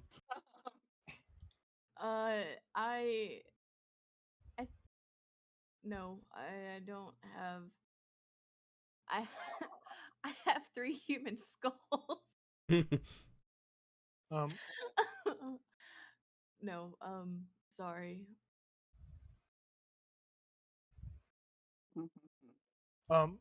as you are kind of out in the streets discussing, Emily or Fiska, a dwarf approaches you. Very shady looking dwarf. He's got like a trench coat on. He opens his coat pocket. You, you just see lithium batteries all over it. I got your fix, kid. And he hands you a lithium battery and says, "First one's on the house." As you were visited by Clan Lithium Lungs, one of Clan Lithium Lungs' people. Just look the end of it. A savvy business owner, I see. Thank you. And she'll open up the battery and chug it. Yeah, he says, "Yeah, you'll be back." He walks off into the city. Yeah, it seems to calm the pinging and the distress that you're feeling. And it actually temporarily blocks this distress signal. Like you have like jolted your brain to a state of either lower or higher conscious depending on how hard of a hit you took, but you are no longer hearing that pulsing. You still feel that sensation, like the pulling, the direction wise, but the noise in your head quiet downs. Where'd that dwarf go off to? Is he still nearby? Yeah, you see him just like walk towards a hallway, look back, pulls out 3 more and drops them on the ground and disappears into the hall, into the little corridor off the beaten path. Pick them up. He's just giving that to you for free. I feel like that's Nice guy. shady. I love strangers. They're so friendly. Didn't oh gosh, I forgot her name already. Hanra? Yeah, Haruna. Haruna. Didn't Whatever her name. Haruna say I don't want to say she said mean things, but she didn't seem to like them. Wonder why. That guy was so nice. Oh, okay. I forget who I'm speaking to. Well, She starts writing lithium batteries 3 onto her inventory. Parchment. Very nice. just be careful. Thank you so much for your always caring for me. It's really nice. It makes me feel nice and warm and fuzzy inside, just like this battery. Yep, that's what friends are for. I'd offer you one, but I kind of like them.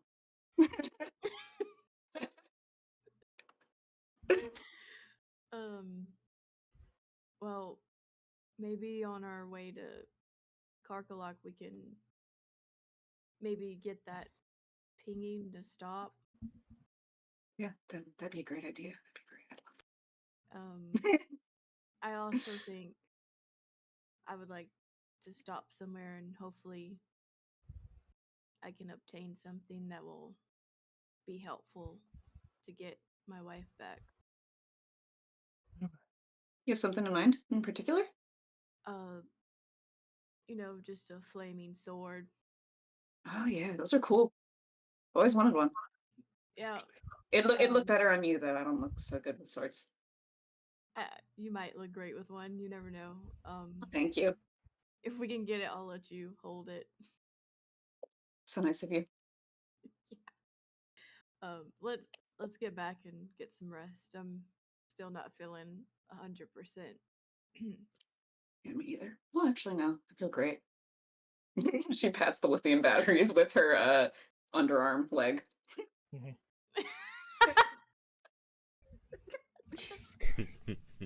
I forgot about it again. Did you forget? You guys go back inside and get some sleep. You guys all have had a long rest. Feel free to mark it on your character sheets. Tyler, you can mark it on your character sheet as well because you technically had a long rest as well. Yes. As you guys all feel the rest wash over your body, any items that you need to attune to that you picked up, you can attune to, as you know, just make sure you don't forget that. But you guys are all actually stirred awake by the sound of heavy knocking on the front door of this home. It's a very like slow knock. It's like boom, boom. But the force behind each impact is significant in you know resonance of sound.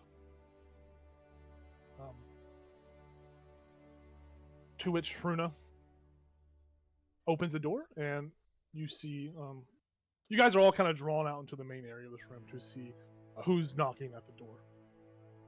You see a younger looking dwarf with pale skin and like black beady eyes. They are slimmer than the other dwarves you have seen milling about, or have last night specifically. Their beard is trimmed down to hug their face, a very clean cut, but still has a beard there. And they are wearing a logo that brandishes a shadowy axe with piercing eyes. And you remember from Hruna's dialogue that this is this clan Shadow still. They speak up. Nothing like a hearty sleep beneath the mountain, eh? And they push past Hruna and just walk into the main room of the house and speak up again. It's one of those things where you see it and it's like you're kind of taken aback for this dwarf just barging in. But Hruna doesn't pay any mind to it. Good morning, everyone. I hope you all slept well. I've come to deliver some news. And they unravel a piece of parchment, put it out before them, and he clears his throat. King Torvin would like to have breakfast with all of you this morning.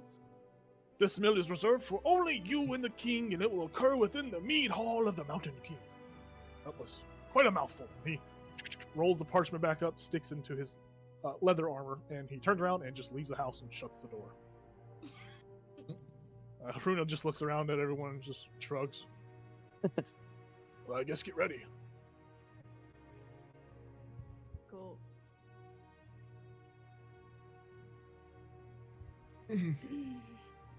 Nothing like a good stone bed, right? Yep. Reminds slept me like of a my rock. childhood.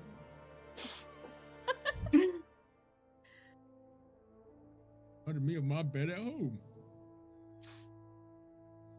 What's wrong with you people? My parents just didn't care about me. That's it. How horrible. Oh, I'm so sorry. That's It's just the beds we have. My parents left me. You chose to sleep on a rock. I didn't. A chieftain chose all of us to sleep on rocks. Oh, he must hate everyone. Yo, she's really nice to everybody. Oh, you poor child. I'm sorry you had to sleep on a rock. No, I mean, I'm covered in feathers. It doesn't really matter. Yeah, you've got all this fur, but I also put like 2 more layers of fur down, so it was pretty comfortable. Well, that's nice. Yeah, it was nice, actually. Well, I guess it's a good thing I'm used to it. I mean, it was just nice to sleep. I assume doubly so for Gal, right, Gal? Oh yeah. I am tired. You still have a level of exhaustion, right? Yeah. I do. Well, I guess going for breakfast. Hopefully, it's more than just non-rock themed There's foods. turkey legs. Knowing Jacob, probably not. I mean, I do love me some pop rocks, but some bacon would be good too. Won't take It's age. just rock can. It's like rock candy bacon. You know, I mean- caramelized bacon. If It's it's, imitation sizzles in- bacon that you It put on sizzles in your salads. mouth. yeah, It if sizzles it's, in your mouth. if it's bacon flavored, I can imagine that it's real bacon. That bacon flavored rock candy sounds awful. Looks like bacon, tastes I like don't want bacon. It should be that. bacon at that point.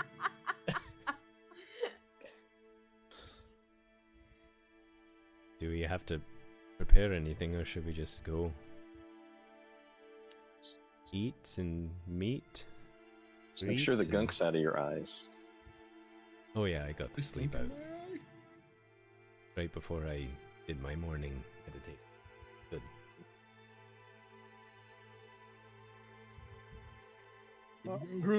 Hruna just reminds you all. She says, just make sure you bow to the king, just as a sign of respect. You know, even though you aren't dwarf folk and he doesn't rule over you, it's still customary to bow.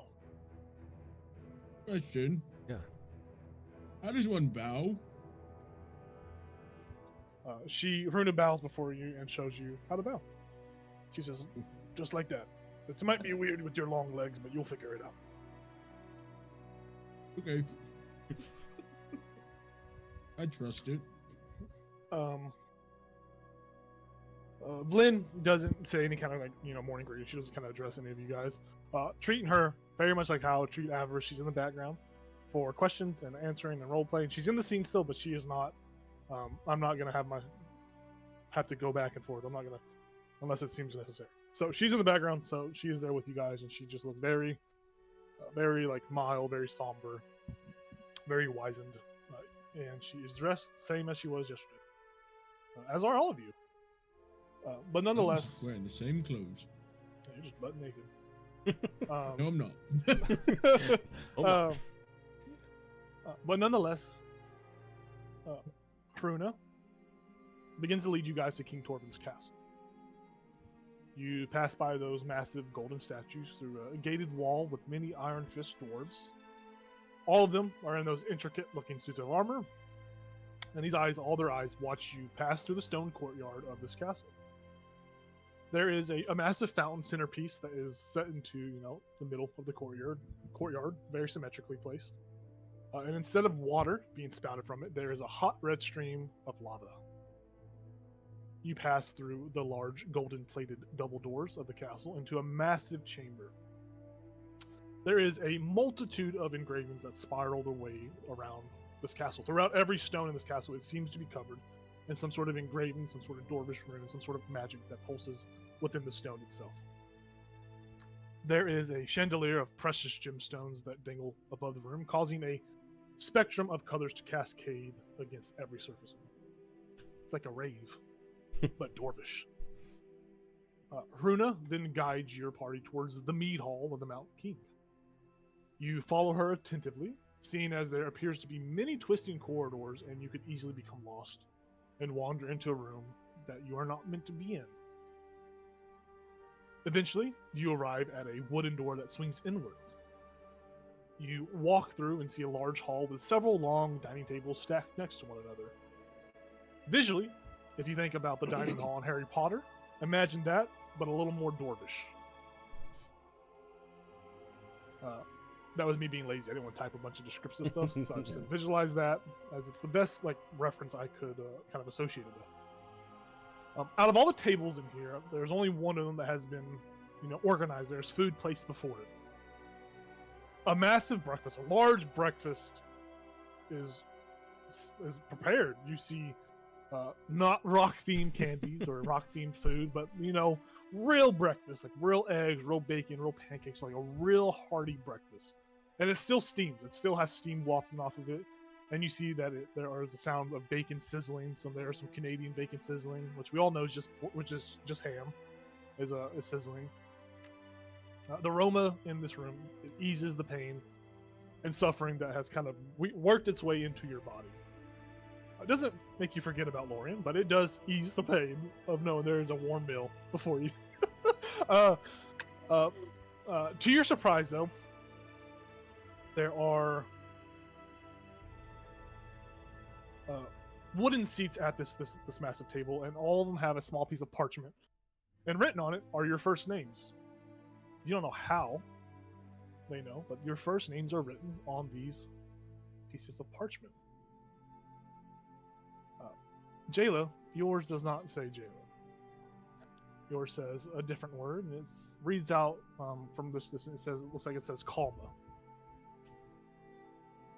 For some reason, your first names are etched into these parchments in specific seating arrangements in a specific spot around this table. Each seat. Then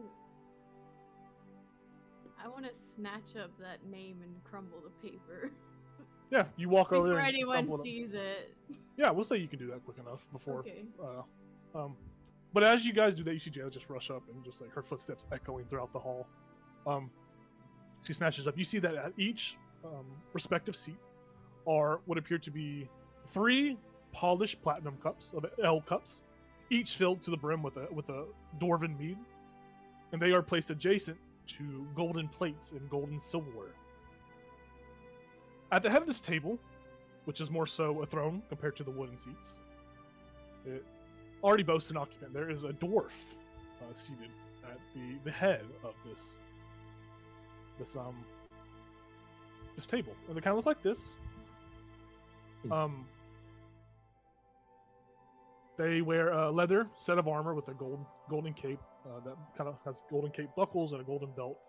They have a white beard. They are completely bald. Their face is very stern, especially at the sight of seeing Jayla crumple up her piece of paper. Their fur-lined cape, it has like green, very much like the picture, has green color, green like flowing fabric that just kind of loosely hangs from their back. A crown of divine beauty kind of glistens atop of their bald head. Even more so, glistens more thanks to the polished bald head. It shines severely. It shines brightly.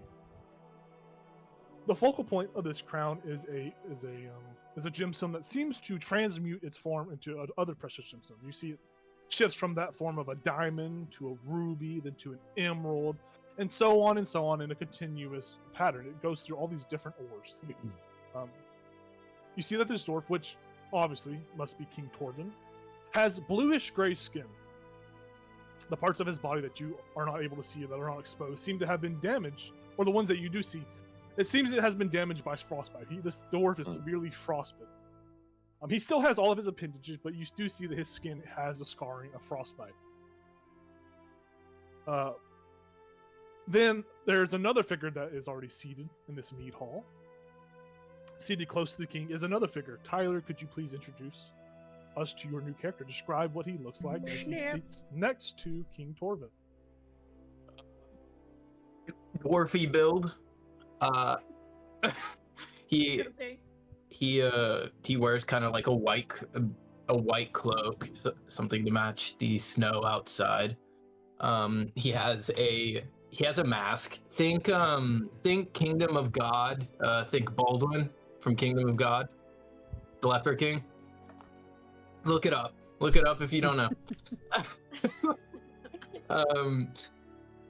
His eyes are like kind of that bloodshot red, but also the at the top of this mask there are like charlatan nails that go through the mask and nail into his head, and then his cloak comes over the top, so you can't see any of his face or the top of his head or anything. And he wears kind of like underneath his cloak is some browns, some whites, and you can see his hands, which are like a dark blackish purple, and he would have somewhere nearby, he would have a rifle that has like dragons crawling up the barrel. And he's not eating. He's just kind of like sitting there. You see this individual, and you also see kind of sat close to the wall behind this individual. Would you please describe your friend, your companion, Tyler? Shit, I gotta look up. You see an animal, a beast. You've never seen something like this. Well, one of you may have, but I'm not sure.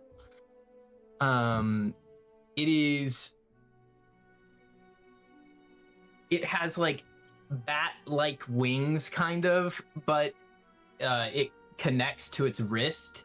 It has its skin is like a leather, and on its wrist, on its hands, there are claws that you see might be made for digging, something like that.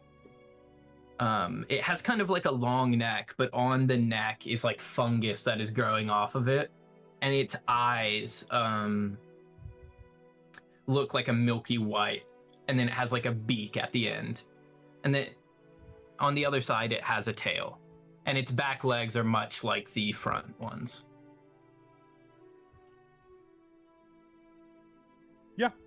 You guys see these people in this room. As you see, obviously Jay walked up, snatched that paper, crumpled it up. Maybe she ate it. Who knows? But as you guys have all arrived, the king outstretches his hands across the table, and his voice booms outward. Welcome, welcome, welcome. You look hungry, my guest. Please sit and enjoy the feast before you. And he motions towards the fine spread of food before you. And What is our seating arrangement? you see that the king and this other figure are at the head of the table. The other figure, not the king, but the other guy, is like the right hand guy on the right hand side of the king. Your seats are probably 4 or 5 seats away in the middle of this big table, and you guys are just positioned however you see fit narratively. It's random, but if you guys have if you want to sit next to somebody and hold their hand while you eat, you can definitely do so. But you guys just have like respective I just thought you had a seating arrangement since our names were put No, out. I just added that so you guys knew where you should sit. But you don't have to sit there. You can sit with whoever's nameplate you want. We'll say it goes like this. It's gonna be one of those awkward seating arrangement where it's it's Fiska, Jayla, Ichabod, Elizel, Gal at the very end. And it's all on the same side. I love that, actually. But you can see that the way that the king and this other individual are positioned, that you can easily speak to them. And the room is empty, so it would echo and boom. Yes, Tyler. I think every now and then you'd see him feeding his companion, like the little animal next to him.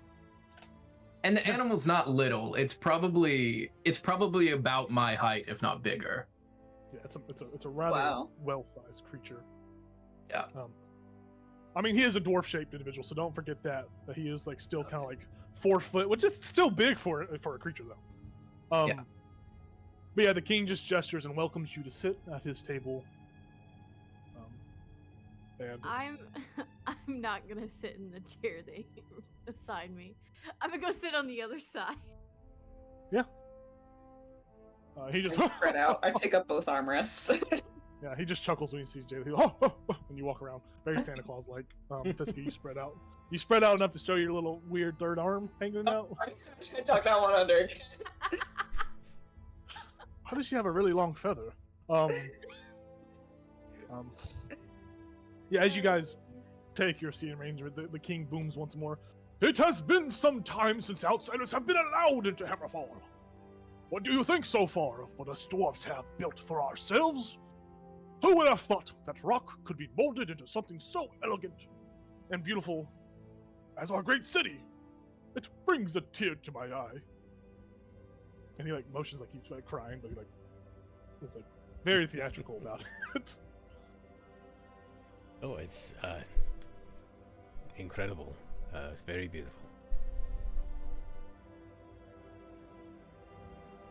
And he nods, and he begins to kind of eat his food as you guys are all getting seated. He's just scarfing it down, and you see that the food just kind of like magically reappears. Very much Harry Potter inspired feeding arrangement as it just pops back up. Maybe there's some elves in the kitchen working. Nonetheless, the king, as you guys are either sitting or watching on, he does motion over towards this character. He says, "Oh, by the way, this is Gollum. He is to be your new ally, an emissary from us dwarves. You know, we weren't always on." Oh, yes. No, I didn't mean to interrupt the king. Go ahead. Oh, It's all right. Speak. You are free to speak. You are in my humble home. Did you say Gollum? Yes, he is. This is Gollum. Yes, we weren't always on good terms, but since he saved my life, our bond has grown much closer. And he like pats the figure on the shoulder. Very hearty. He force doesn't behind move it. at all. He Yeah, does. very hearty force behind it. He But yeah, doesn't move Gollum- at all. And also, his like faceplate doesn't have like a place for a mouth. It is just there's just like a stern kind of metal face. It's passive. Why does he wear a mask? I was just gonna ask Oh! that. That is not for. That is his own accord, and he may speak when he wants. He motions towards you, Gollum, and he looks at you. And he says, "Gollum, these adventurers here are to be treated properly. Think of them as me. You protect them, and you protect me. We are the same." And he looks at you for kind of like an approval or disapproval, or some sort of response. And he says before you can even respond, he says, "You may freely speak if you want. You do not have to hold your tongue or be afraid to speak to these. These are trusted, partially trusted allies to me. We will gain that trust more." He'll kind of like just look over at you guys, just kind of pat, no emotion in his eyes. He'll stop on Gal for a second, and then he'll keep going. Oh wait, why me?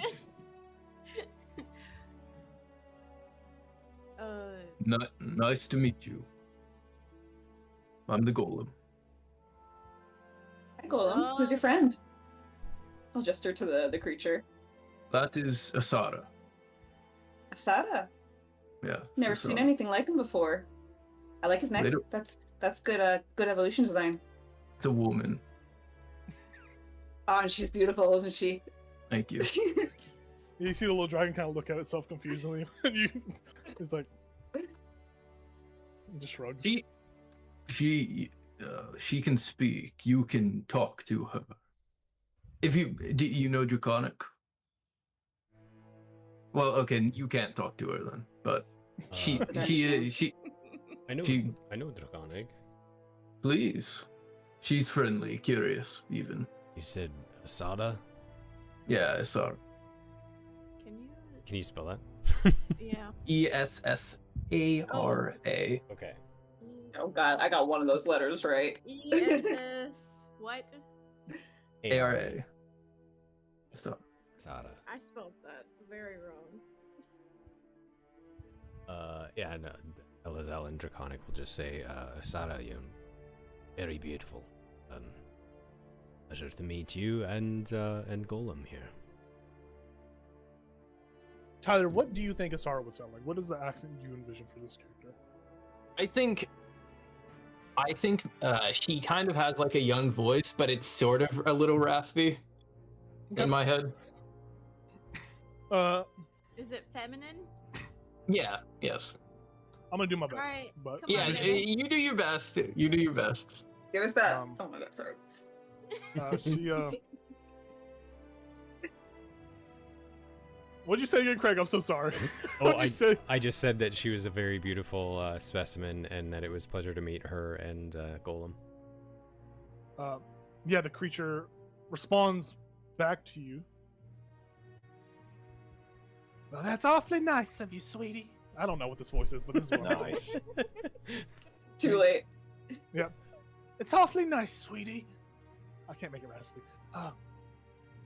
Yes. And she just nods her head. That's all. She's like, she just acknowledges your compliment. What color is she? Like a gray, Yeah.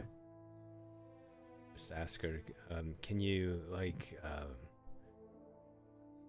breathe fire or acid or anything like that?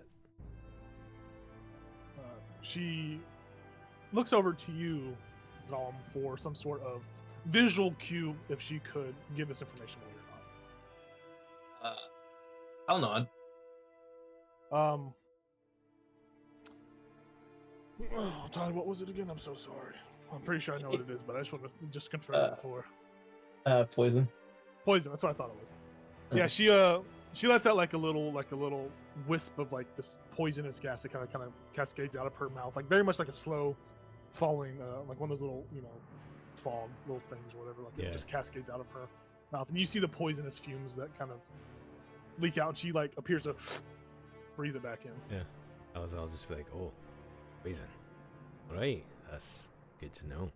And then I'll actually address Golem and say it's a pleasure, especially if we're going to be traveling together. It's nice to meet you all.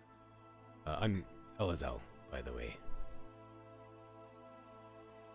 Nice to meet you, Elazal. Well, I have a quick question. No, are they within 10 feet of me? Because I can't like visually see them.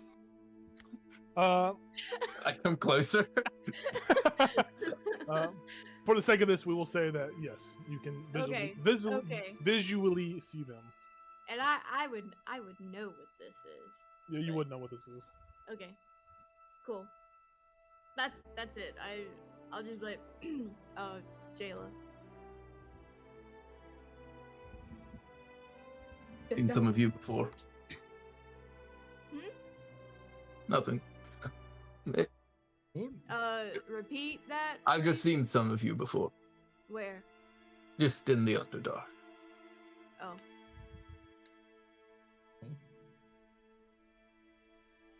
Hmm. Next. Like traveling by. Yeah. Or... Yes. Oh, okay. We have cities at, where I come from. Well, yeah, I used to live in a city too. There's cities. Okay, in cool. Dark. I know that. Okay, I was just wondering where you saw me, but Not just you, passing just like by. your people. Oh. Like anyways. You're off to a great start here. I love Give this. yourself a level, man. Cool. Next. The bird lady. I already said it earlier. Fiska. Nice to meet you, Fiska. Fiska. You didn't even listen. Anyway, it's Fiska. Nice to meet you. It's nice to meet you. Big man. Oh, me? As I'm like shoving my mouth with the turkey leg. I'll stand up and walk over to him to give him a handshake. I'll just shake your hand really aggressively. Go, Thungluk, nice to meet you. Nice to meet you. I Strong like grip. your pet. Do you speak Draconic? Bye. Oh, okay. You, scarf guy. Scarf guy? I got this cool hat and you're calling me Scarf Guy? Oh, you do have a cool hat. I totally forgot about that. The scarf is really striking. wait, what was the hat? Remind me. It was like the Russian winter hat with big ear flaps. Ah, yes. I'm sorry, I've not seen a scarf like that Like the before. Cousin Eddie. I should call it the Cousin Eddie hat. Wait, Yes. you've seen us in the Underdark, but you haven't seen a scarf like that. It's a pretty nice looking scarf. Right. I'm Ichabod. Nice to meet you, Ichabod. Yeah, but you Is two it? have so much in common. You both don't show your faces ever. You'll get along so well. Yeah, my question still stands. Fiska, no. Do you have a reason for the mask? What? The mask. Do you have a reason? Are you like, It's nailed onto me. So Oh. what the Ooh. fuck? I felt like I Lord. described Take it that. off. I felt like I described that I Yeah, you nailed see, my you knit see, like- mask. Is, yeah, you ahead. see like Chardolin nails. Like it looks like that Chardolin rock that you've seen. Looks like these nails have been like hammered into the mask through his face. So it's like the mask is like stuck to his face. Did the Ow. king do that to you? not this not this one. Okay. One. Yeah, the Why king's don't like you take it off? King's like slurping on some porridge, and it's just like making that weird noise. I Uh, yeah, I can't Does it hurt? all the time. How do you eat with it on? In private. How do you drink with it on? In private. I feel like this still doesn't answer the question. What is the mechanism? Yeah, I'm very interested all of a sudden. See, we're very open in this group. There's no secrets among us. Yeah, Not imagine that to we be true. trust everyone. I cannot imagine that to be true. Yep, we don't lie to each other. Have you guys known each other long, or? You know what? Only like 2 months? It's been If like that. 3 weeks. At Yeah. most. Oh! But it feels You like know- forever. Feels like 2 years almost. Golem, is it alright to ask, like, why was a mask nailed to this, though? Is there a purpose for It was part of a punishment. punishment? That's a harsh, Right. that's a harsh punishment. What'd you do? Yeah, what'd you do? You must have did something fucked up. Ooh.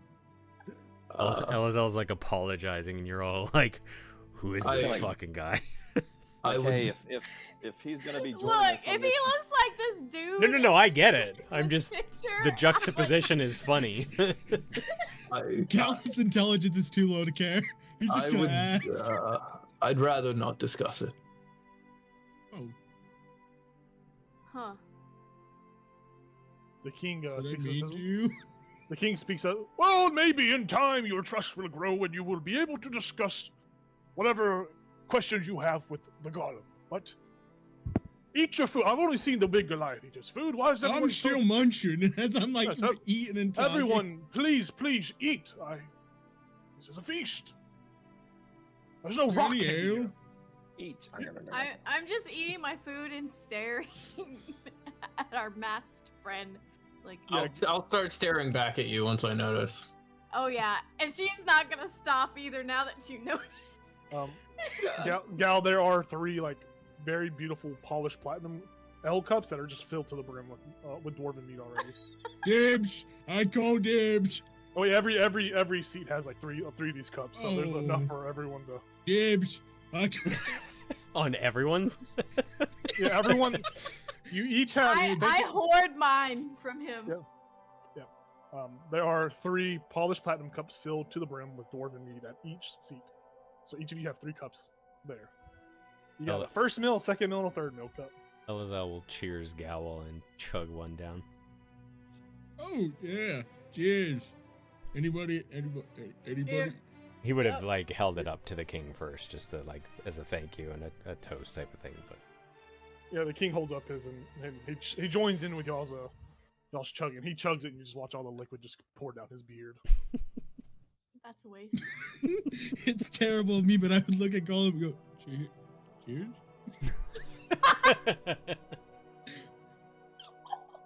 Oh, I assume there's a cup in front of me, just like for formality, and I'll just pick it up and say, "Cheers." it's got like a and little I'll- sippy Yeah. cup on. It's got a little sippy cup lid on lip on it. Well, no, I don't drink in public.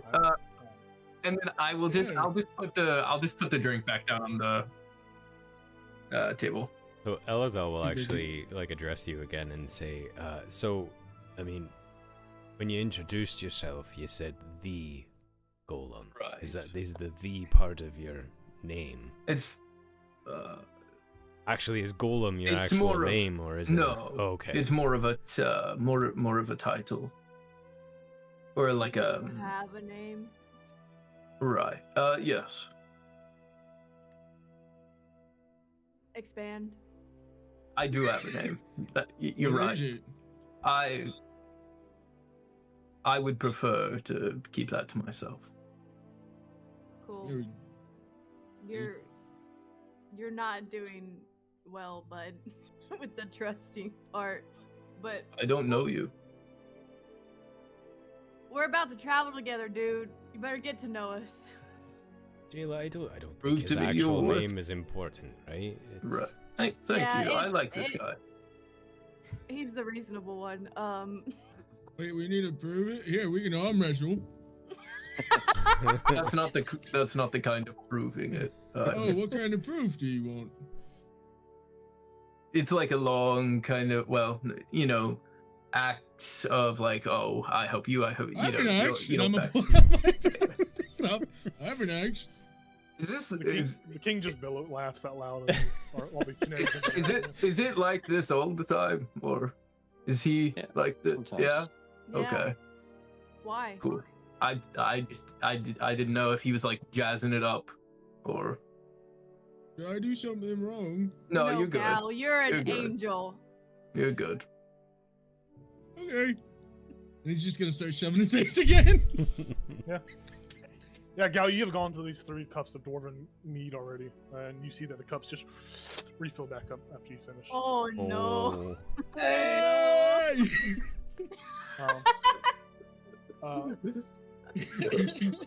The king speaks up as he's enjoying the developing camaraderie that he assumes is happening. Yeah, He's a king. Yeah, he is a king, so like he has to make these assumptions. He says, "You know, I was quite surprised a while back when Runa informed me that there were Tin Towners who were asking questions about what us dwarves were already conducting research in. I was genuinely intrigued by the coincidence." He scratches his nose. "You know, upon this coincidence, I sought out my future seer, Anya Iceheart, and she let me know that your group was destined to assist in all of the threats the North faced. It's upon her wisdom that, and guidance that I am going to share with you everything us dwarves here at Clen Battlehammer have uncovered in these past 2 years. So, please tell me what you would like to know more about. Would you like to know more about the everlasting frost, the cursed rock Sardelin, the undead phenomenon Karkalok?" He raises an Yes. eyebrow. Yes. "Or this would be, What's your or all this of 'em? would be proclaimed new king of Icewind Dale. Which of What, these there's a following new options would king? you like to know about?" Karkalok. All of them. Karkalok first. Okay, Karkalok first. He drinks a cup and slams it. "Karkalok! So it has been decided. Well, I guess I'll just give you a bunch of this information. You guys can ask follow-up questions if you have any at the moment. So, Alright. yes, far to the southwest, you will find this location, right? It's kind of located within the spine of the world. It's worked into the spur of our mountain slope in a way. We have a The map. best- Oh, yeah, hand it over, please. I'll mark Who it has down. the map? I don't. I think I do. Okay. Maybe. Sure. Yeah. Yeah, you have the map and slam it down. And you pass it down to him, and he marks down on the map where Karkalok is. And as you guys already know, the big region map we have on D&D Beyond, it's marked on there, and you do see it at the very far southwest portion of this map on the spine of the world. He says, "Yes, it's worked into the spur of a mountain slope in a way that best uses the natural environment to its advantage. It's actually quite impressive that goblins were smart enough to establish it there, but, since it is situated at the top of a hill, goblin lookouts have an excellent view of anyone approaching. Our scouts had luck when a blizzard would roll in, as it would reduce visibility, and they stated they saw prisoners dangling in cages, freezing to death. Quite gruesome. Those that weren't cooked and eaten by the little beast, of course. Savages. Animals. The scouts did say that the structure of the fortress seemed susceptible to the weather in the mountains. They occasionally observed pieces coming loose and crashing down the mountainside. Or the goblins sent their own structures up in flames. Very dim-witted creatures. There's always some sort of movement going on within that fortress, and the scouts never observed a lapse in their shift. It seems someone was always on watch. It's quite remarkable for a goblin encampment, a goblin fortress, to say the least. About a week ago, we were able to intercept some information. From it, we now know the following. This location acts as a hub for an assassin guild called the Silent Storms. The amount of members inside we do not know, but we did obtain information that their leader is named Mindu, someone called Mindu. They are seemingly hosting something big on the 15th of this month. Supposedly, the Thunlaka Laga clan, Chieftain Ugalai, and the other Goliath warriors are to gather alongside these Silent Storm members. But most importantly, the biggest threat there is the self-proclaimed king, Zardarok Sunblight, and other members of his Duragar regime. Wait, Whatever is happening is big. I don't know if there are supposed to be any other parties involved, but what it looks like to me is that they're gathering some forces for something big. Yes, you had a question, ma'am. no, I just need you to repeat the last part you said. What was the dude's name? Oh, the Thunlaka Laga chieftain. His name is Ogolai. Ogolai. O-G-O... what? Ogolai. Ogolai. L-A... Or Ugalai, or how would you pronounce it, even, by the way? It's Ogolai. Ogolai. I believe the chieftain's a woman. The chieftain is not a woman. Chieftain is a male. No, it's a female. No, the chieftain, I will most heartily tell you, the chieftain is a male. There are no women chieftain within the tribes of Goliaths of the spine of the world. I'm just gonna set that straight. Even if Okay. that is hard set in stone. That is, the Goliaths are very much the information you know as the other characters with that. Supposedly there was like a pregnancy or something, and that that I don't know if they're associating that with that, but it is strictly a man. But nonetheless, that is the chief Ogolai.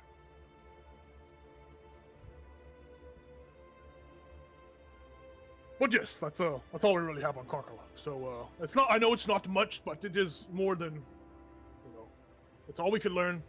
We were never able to actually get inside of the fortress. We posed too much of a risk, and I would not dare endanger my scouts to attack so hastily.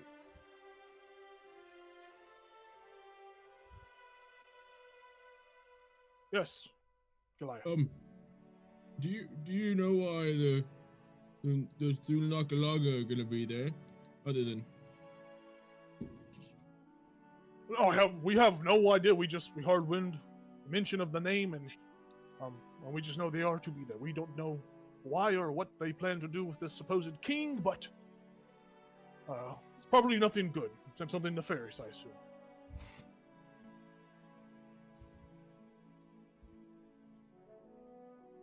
I see you bear some marks to the clan. Do you not have any information on this? I've been gone for a minute. Why?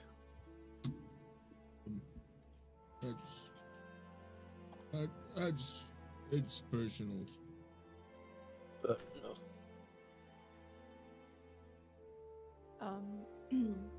Gal, do you think they're there to get her? I don't know. You mean Jay like? looks very concerned. Are you meaning like get her as in take her captive? Yeah. Oh, I would sure as hell hope not. I mean, I know we have our issues with her clan, but I feel like that would be a bad move. If so. Okay.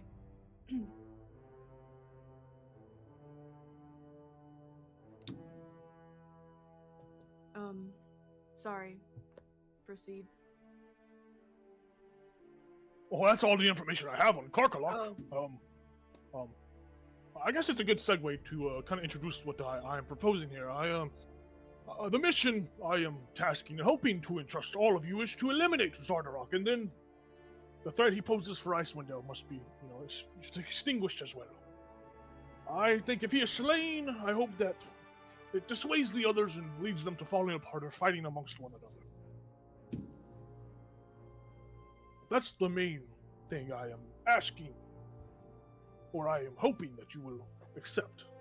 Of course, there will be money involved, and I will hand out some items we have lying around, but you can go peruse our shops and buy whatever you want with the money I give you, but hopefully this is something that you can agree to once you know more, if you are hesitant. Did you say that Well- King Zardarok was involved with Duergar? Yes, King Zardarok is involved with Duergar. He has some sort of Duergar regime. He So- is, in fact, a Duergar as well. When this king mentions King Zardarok's name, how does Golem react to that name? I think if you're looking, I Yeah. think his hands just kind of tighten around his rifle. Yeah, I wouldn't ask Golem anything about it. I would just, like, if he's doing that visibly, I would just, register it. Okay.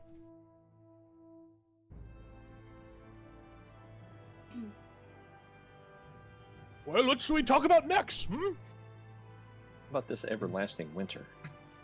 Oh! Yes, the most prevalent issue. Well, I guess not really the most prevalent, but the everlasting issue. Yeah, so we know that the cold here persisted. You know, it persisted like it always does. That usually goes, but something in the wind changed, you know. Some sort of following began to take root and branch out among the Dell folk in Tin Towns. You know, many Dell folk don't talk about this anymore, but us dwarves, we remember. There were followers of Tempest, followers of Lathander, and followers of the Triad gods Tyr, Torment, Ilmater. You know, the faith was more prominent back then, but we only started our investigation once some of our own kind winded up dead. Turns out followers of these religions were being killed or were going missing, and the Dell folk wouldn't report it as they were afraid to cause some sort of panic. Then the temperature began to drop, and a new religion moved in. The Children of Oral is what they, the most devout, call themselves. During our investigations, we were able to capture one of these children, and thanks to Clan Shadowsteel, we were able to learn some more than we probably would not have learned without the capture of them. We only got so much information before they succumbed to their to our interrogation methods. Supposedly, there is a tall, thin volume bound in white ermine fur over seasoned boards of white pine and sealed with a clasp and lock of tarnished silver. There's a book, that's what I'm trying to say. I was just being Right. very descriptive about it. Sounds like a very fancy book. Yes, there's only 27 pages within it, and each page is vellum. It's painted with silver glit on the outer. This child of Oral was very descriptive about this book. I don't know why, but there was a fascination behind it. They called it the Codicil of White. Or the Codicil of White. Supposedly within this tomb, they bragged that there was magic long lost from history's past, and supposedly a poem called the Rime of the Frostmaiden contained within. And from this tome, Oral's control over the land's weather comes from this book. Oh. We learned that Oral resides within a fortress built by the Frost Giants from history's past. They called it Grimskull. Death Skull. A place somewhere beyond the Sea of Moving Ice on the Isle of Solstice, far to the north. We tried to send scouts, but they would not. I dare not let them venture beyond the Sea of Moving Ice. Every night, the beautiful Aurora Borealis graces these lands. I'm sure you have seen it. Uh-huh. We have come to learn that's actually Oral casting her spell. I'm sure you have noticed of recent the changing of color since the 30th of Uktar. Supposedly Oral rides upon some ancient sky titan from the past. The great rock known as Iskra.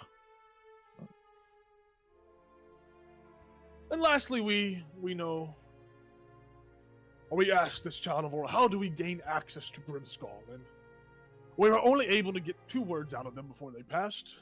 And they said, Angajuk's Bell. Angajuk's Bell. Angajuk's Bell. It's A-N-G-A-J-U-K.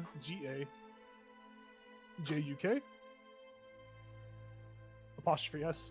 And then Bell. B-E-L-L. Angajuk's Bell. Those were the only words we were able to get from them, and we have been trying to learn more on our own since then, but we have had no luck in, capturing another child of Oral. They are not easily subdued. I would advise caution around them. They are quite nasty. We assume that if someone came in control of this codicil of white, that they could stop this everlasting rime, prevent Oral from casting her spell that puts us in this frigid cold. Or puts the Tin Towners more so at, in the cold.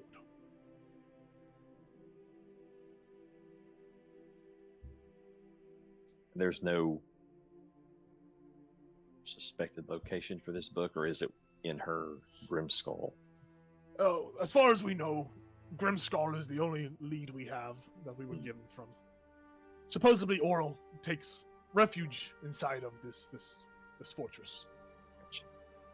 We have no sight or haven't learned more because I dare not send my scouts further beyond the Sea of Moving Ice. It was far too dangerous for them to do so. It's valid. Indeed. Thank you for the information. Indeed.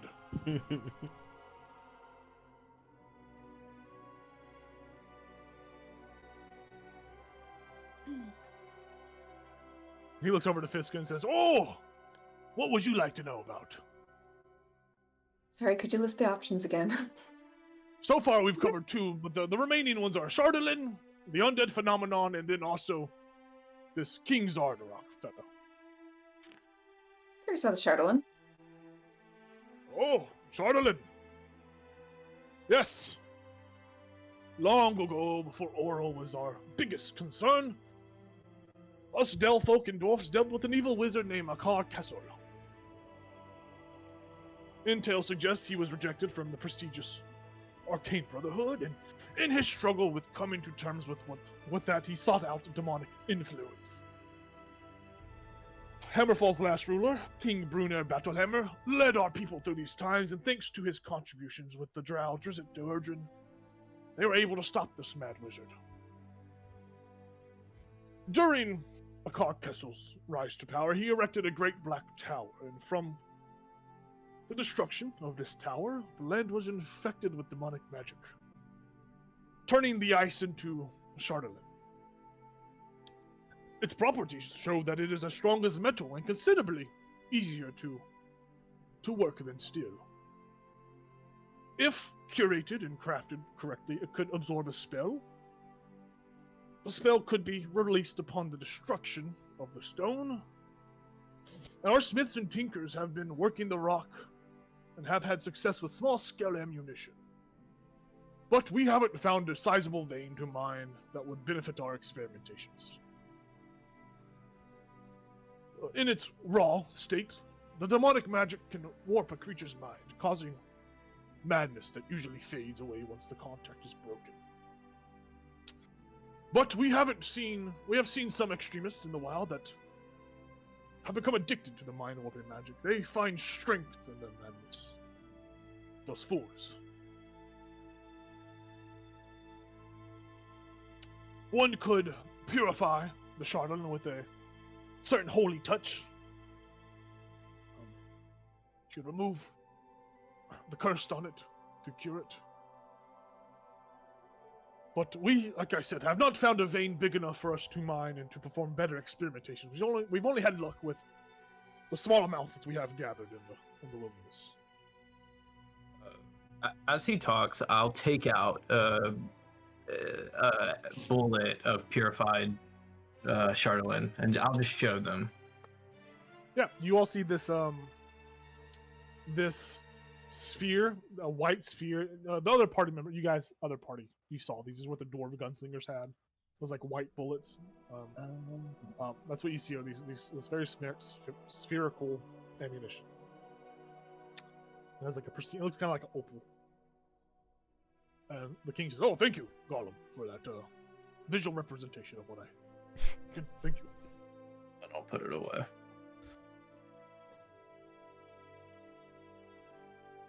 Tyler, did you say that's what the nails are made out of that are in your head? Yeah, but they're not like purified, like the bullets are. Right. They're so black. Yeah.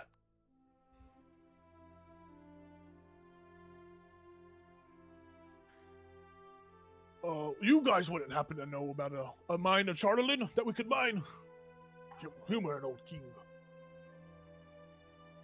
We do, don't we? I think we do. Yeah, we you do. found that first Duragar we found. Yeah, I had marked it. Lorian had marked it on the map too. That he had, or that we had. So the map we have has that marked. Yeah. I think there's one here. Yeah. He looks at the map. Looks up. Well, I'll send some people out. I'll send some scouts out to go check it out, and we can begin mining it. We'll begin to do experiments with it, make weapons out of it. Maybe something to benefit you down the road. Probably not in time for this mission to finish, but probably afterwards, of course. Of course.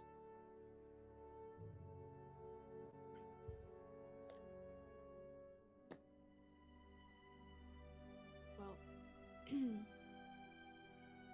Yes, big fellow. You're raising your hand down there. Yeah. What's this about a king? Yes, King Zardarok. From what we have gathered, King Zardarok, Sunblight, hails deep from the Underdark.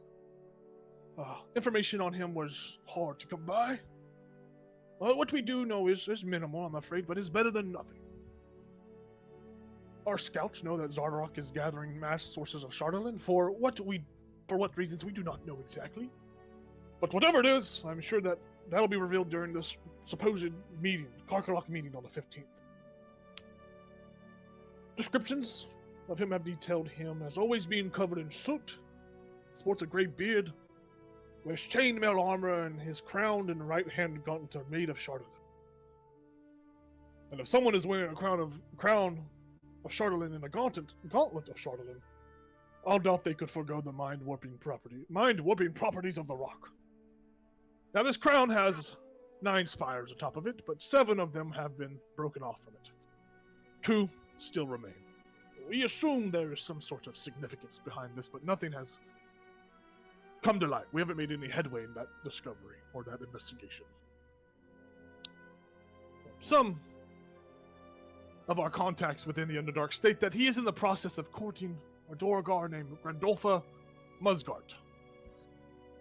Potentially a weakness to leverage against this false king. What? Say it again. Her name is Grandolpha. Grandolpha. Grandolpha. Musgart. And who's that to him? Who's that to King Sunblight? It is a potential courtship. Potential. Yeah. Her last name is Musgart. Muzgardt.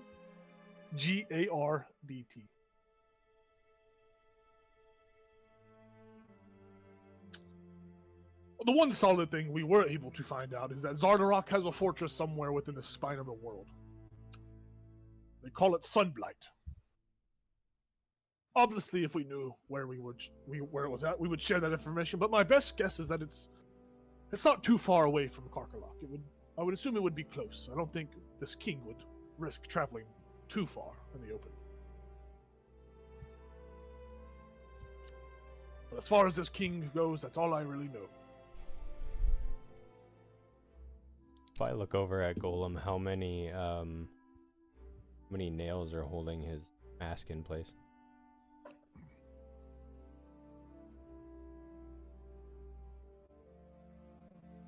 Oh, Yes, don't worry. okay. I was wondering if you were gonna say it or if I was gonna say it.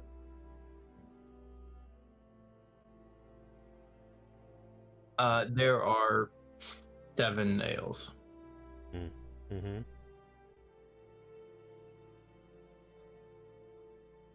All right. Noted.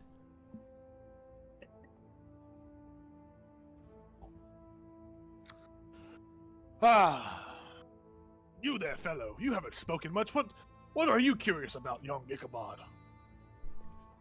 Oh, Well, you already told me about the everlasting winter, which is my main concern. Oh shit! I did ask you that question. Sorry. No, What that's is fine. your? Oh, yes. Okay. The what was left? The undead phenomenon. Oh yeah, that undead phenomenon. Because Oh, I'm so glad you asked. about that. anything having to do with the undead and unnatural death is not okay. Indeed, correct. Well, some of our brethren died of natural causes, and we began to notice their bodies rise once more from the grave. Oral, her symbol burned brightly on their forehead, and they weren't hostile, but they didn't seem intent on traveling somewhere. So we did what anyone would do. We chained them up, and they guided us northward. Our scouts stopped at the Sea of Moving Ice, wishing for my scouts to not journey further, as they had been assaulted by blizzards and other horrific sights that are out there. They unchained the undead, and the undead walked into the water, and we lost sight of them after that. But didn't mean to hit my mouth there, but one of my scouts swears they saw them walking beneath the surface of the water, still heading northwards. We assume they are being called to Oral, back to Grimskull. One time, our brethren came back, but not as undead, but completely revived in a sense. That snowflake that was on their head disappeared, but their eyes had changed to an icy blue. But we quickly learned that this was not our brother, this was not our brethren. They instantly began to try to convert members into Oral's teaching and worship. No sane dwarf would dare to give up their religion for Oral. Through this experimentation with our dead, we have developed a way to prevent any of these undead from coming back to life. Of course, once they have departed from this mortal life, we make sure to either burn their body, cut off their heads, or if time is short and we can't make the preparations, we shoot them with one of our purified charlatan bullets. We have infused some holy magic into these, and if it's not strong enough to just kill them, if they were already undead, it's not strong enough to just kill them like that, but it is a means to end their suffering once they have perished, so to speak, before they it prevents them from returning from death. Every dwarf here is equipped with at least 10 bullets of this nature. And Gollum here has those 10 bullets as well, and if push comes to shove and one of you dies, he can make sure that you do not come back.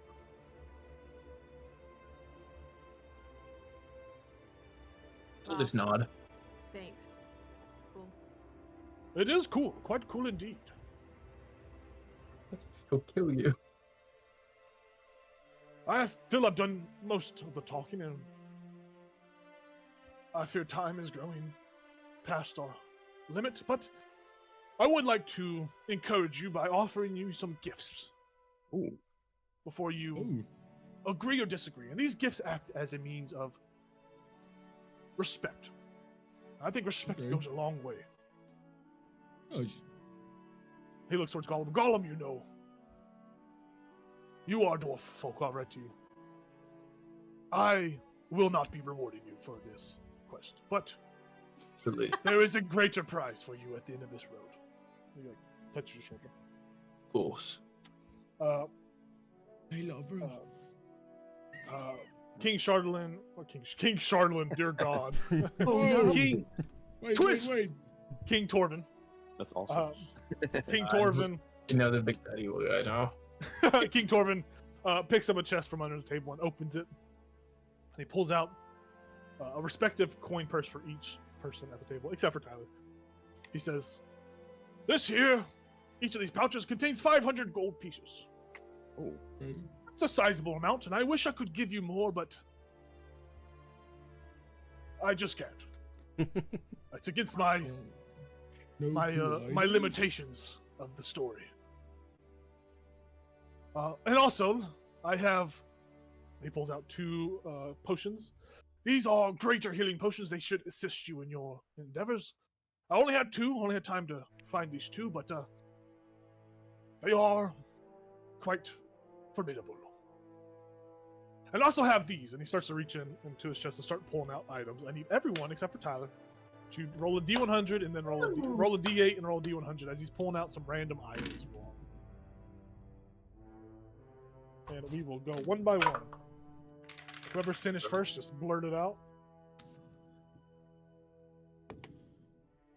Oh, all right. I got, for the D8, I got a 5. Okay. And then for the D100, I got a 3. Nice. Only this was Ooh. in Phandalin. I know. I rolled a 1. So Jayla rolled a 1 on her D8. Or a 1 on No. the D100. No, I rolled a 1 on D100. Nice, good job. And then What a is 7. your D? 7 on D8. Alright, who's next? Got an 8 and a 58. Nice. Ichabod got a 7 and a 77. Ooh. Wow. It's very lucky. That should Uh, mean Holy something. number. Jesus descends from the heavens and smacks you in the butt. It's all for you. Fiska, what'd you get? 6 and a 65. Oh, So 60. close. Wow. We almost had the Tally devil ho. spawn. 6.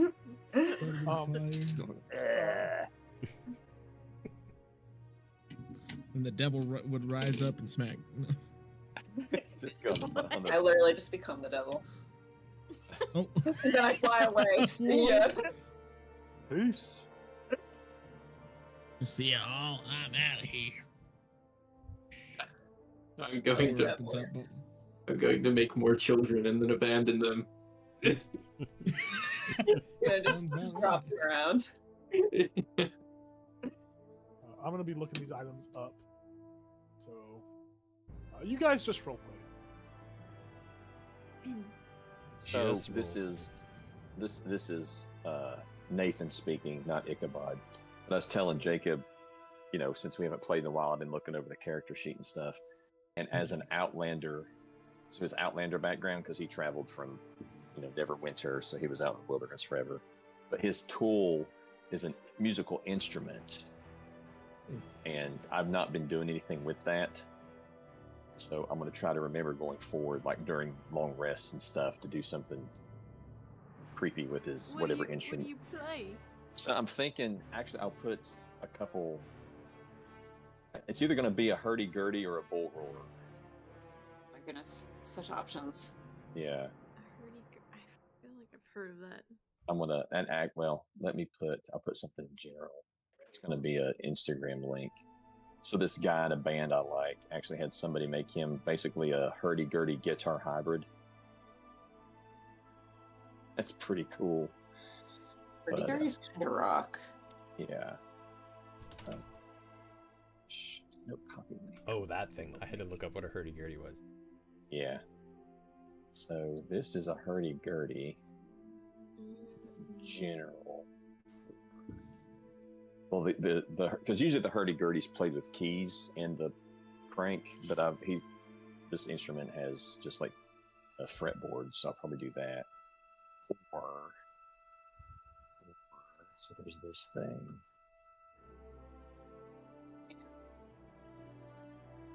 Figure I'm surprised the bull roarer counts as an instrument. That's like a auxiliary percussion piece.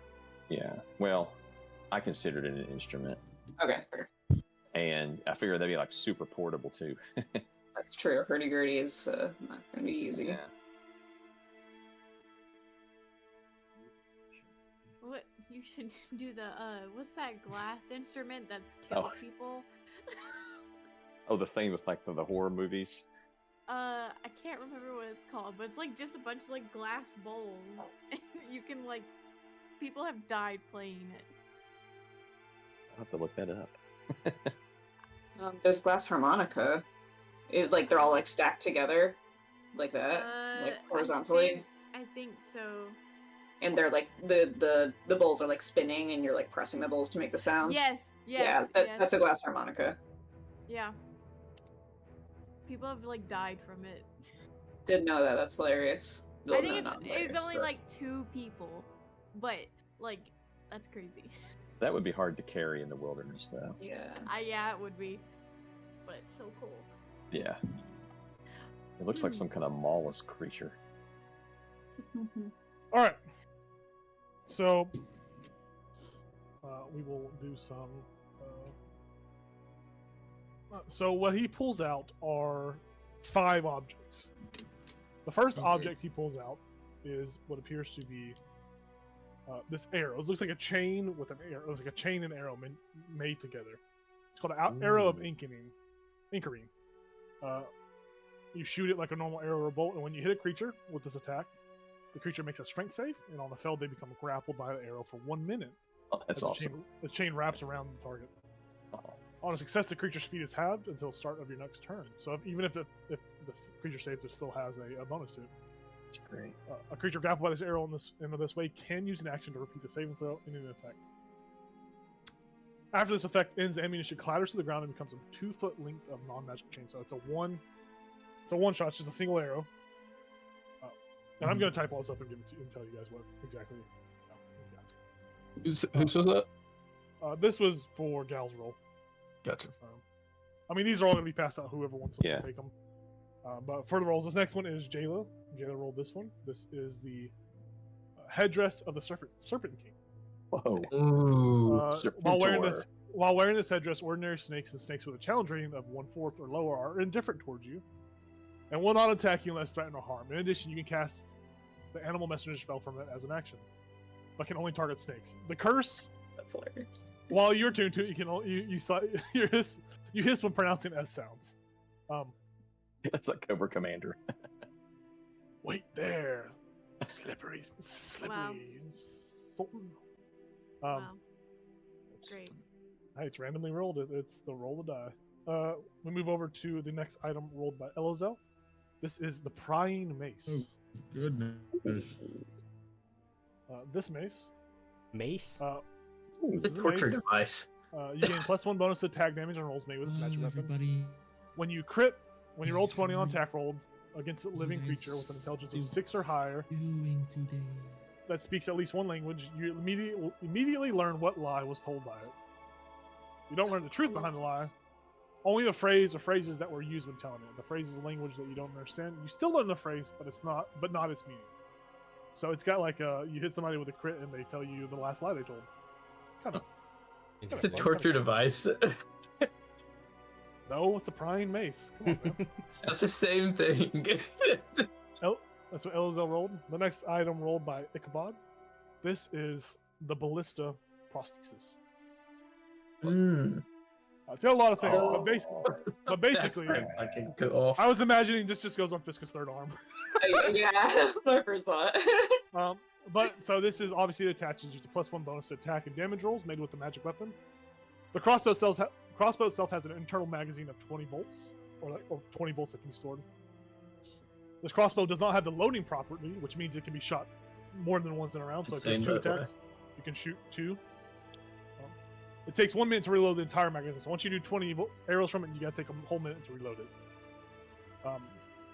You can read all the rest of it whenever you see it later, but as a bonus action, you can retract the crossbow's limb to the side of your hand, or extend them from there. So, how I'm interpreting that is that you can extend your arm from the fucking. Oh, it's like it goes over and then like just the wrist thing. It's kind of like how Jayla's shield works, but a crossbow. Did you use the ballista prosthesis to shoot the arrow of anchoring? You could definitely try. You could definitely do it. So who's gonna cut off their arm to wear this? That's what I was thinking. It can go over. It's like someone. No, you're gonna Oh. allow that. 'Cause it says it at the top. Requires. Oh, does it? attunement. Oh, Yeah. I didn't see that. Never mind. You got to cut off. Yeah. Okay. Yeah, the king is like, these are just what was laying around. Yeah. The next item, the one that Fiska rolled, is a luck leaf. It sounds cool, but it's so basically this thing has 5 leaves on it. You can, no action required, pluck as many leaves off of it to either give you a +1 bonus or -1 for each leaf.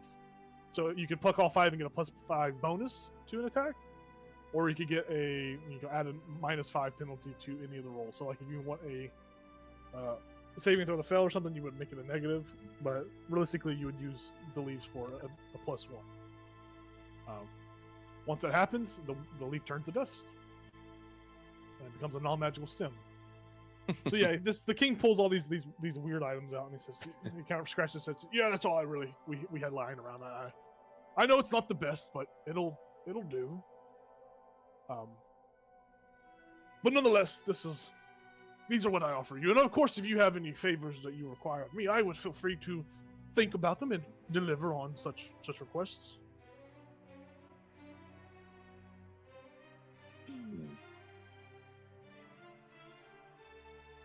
And the items in the market you could go buy with some of this gold. You can round it all up together and use it as a lump sum of cash, and buy whatever goods are in stock at our stores.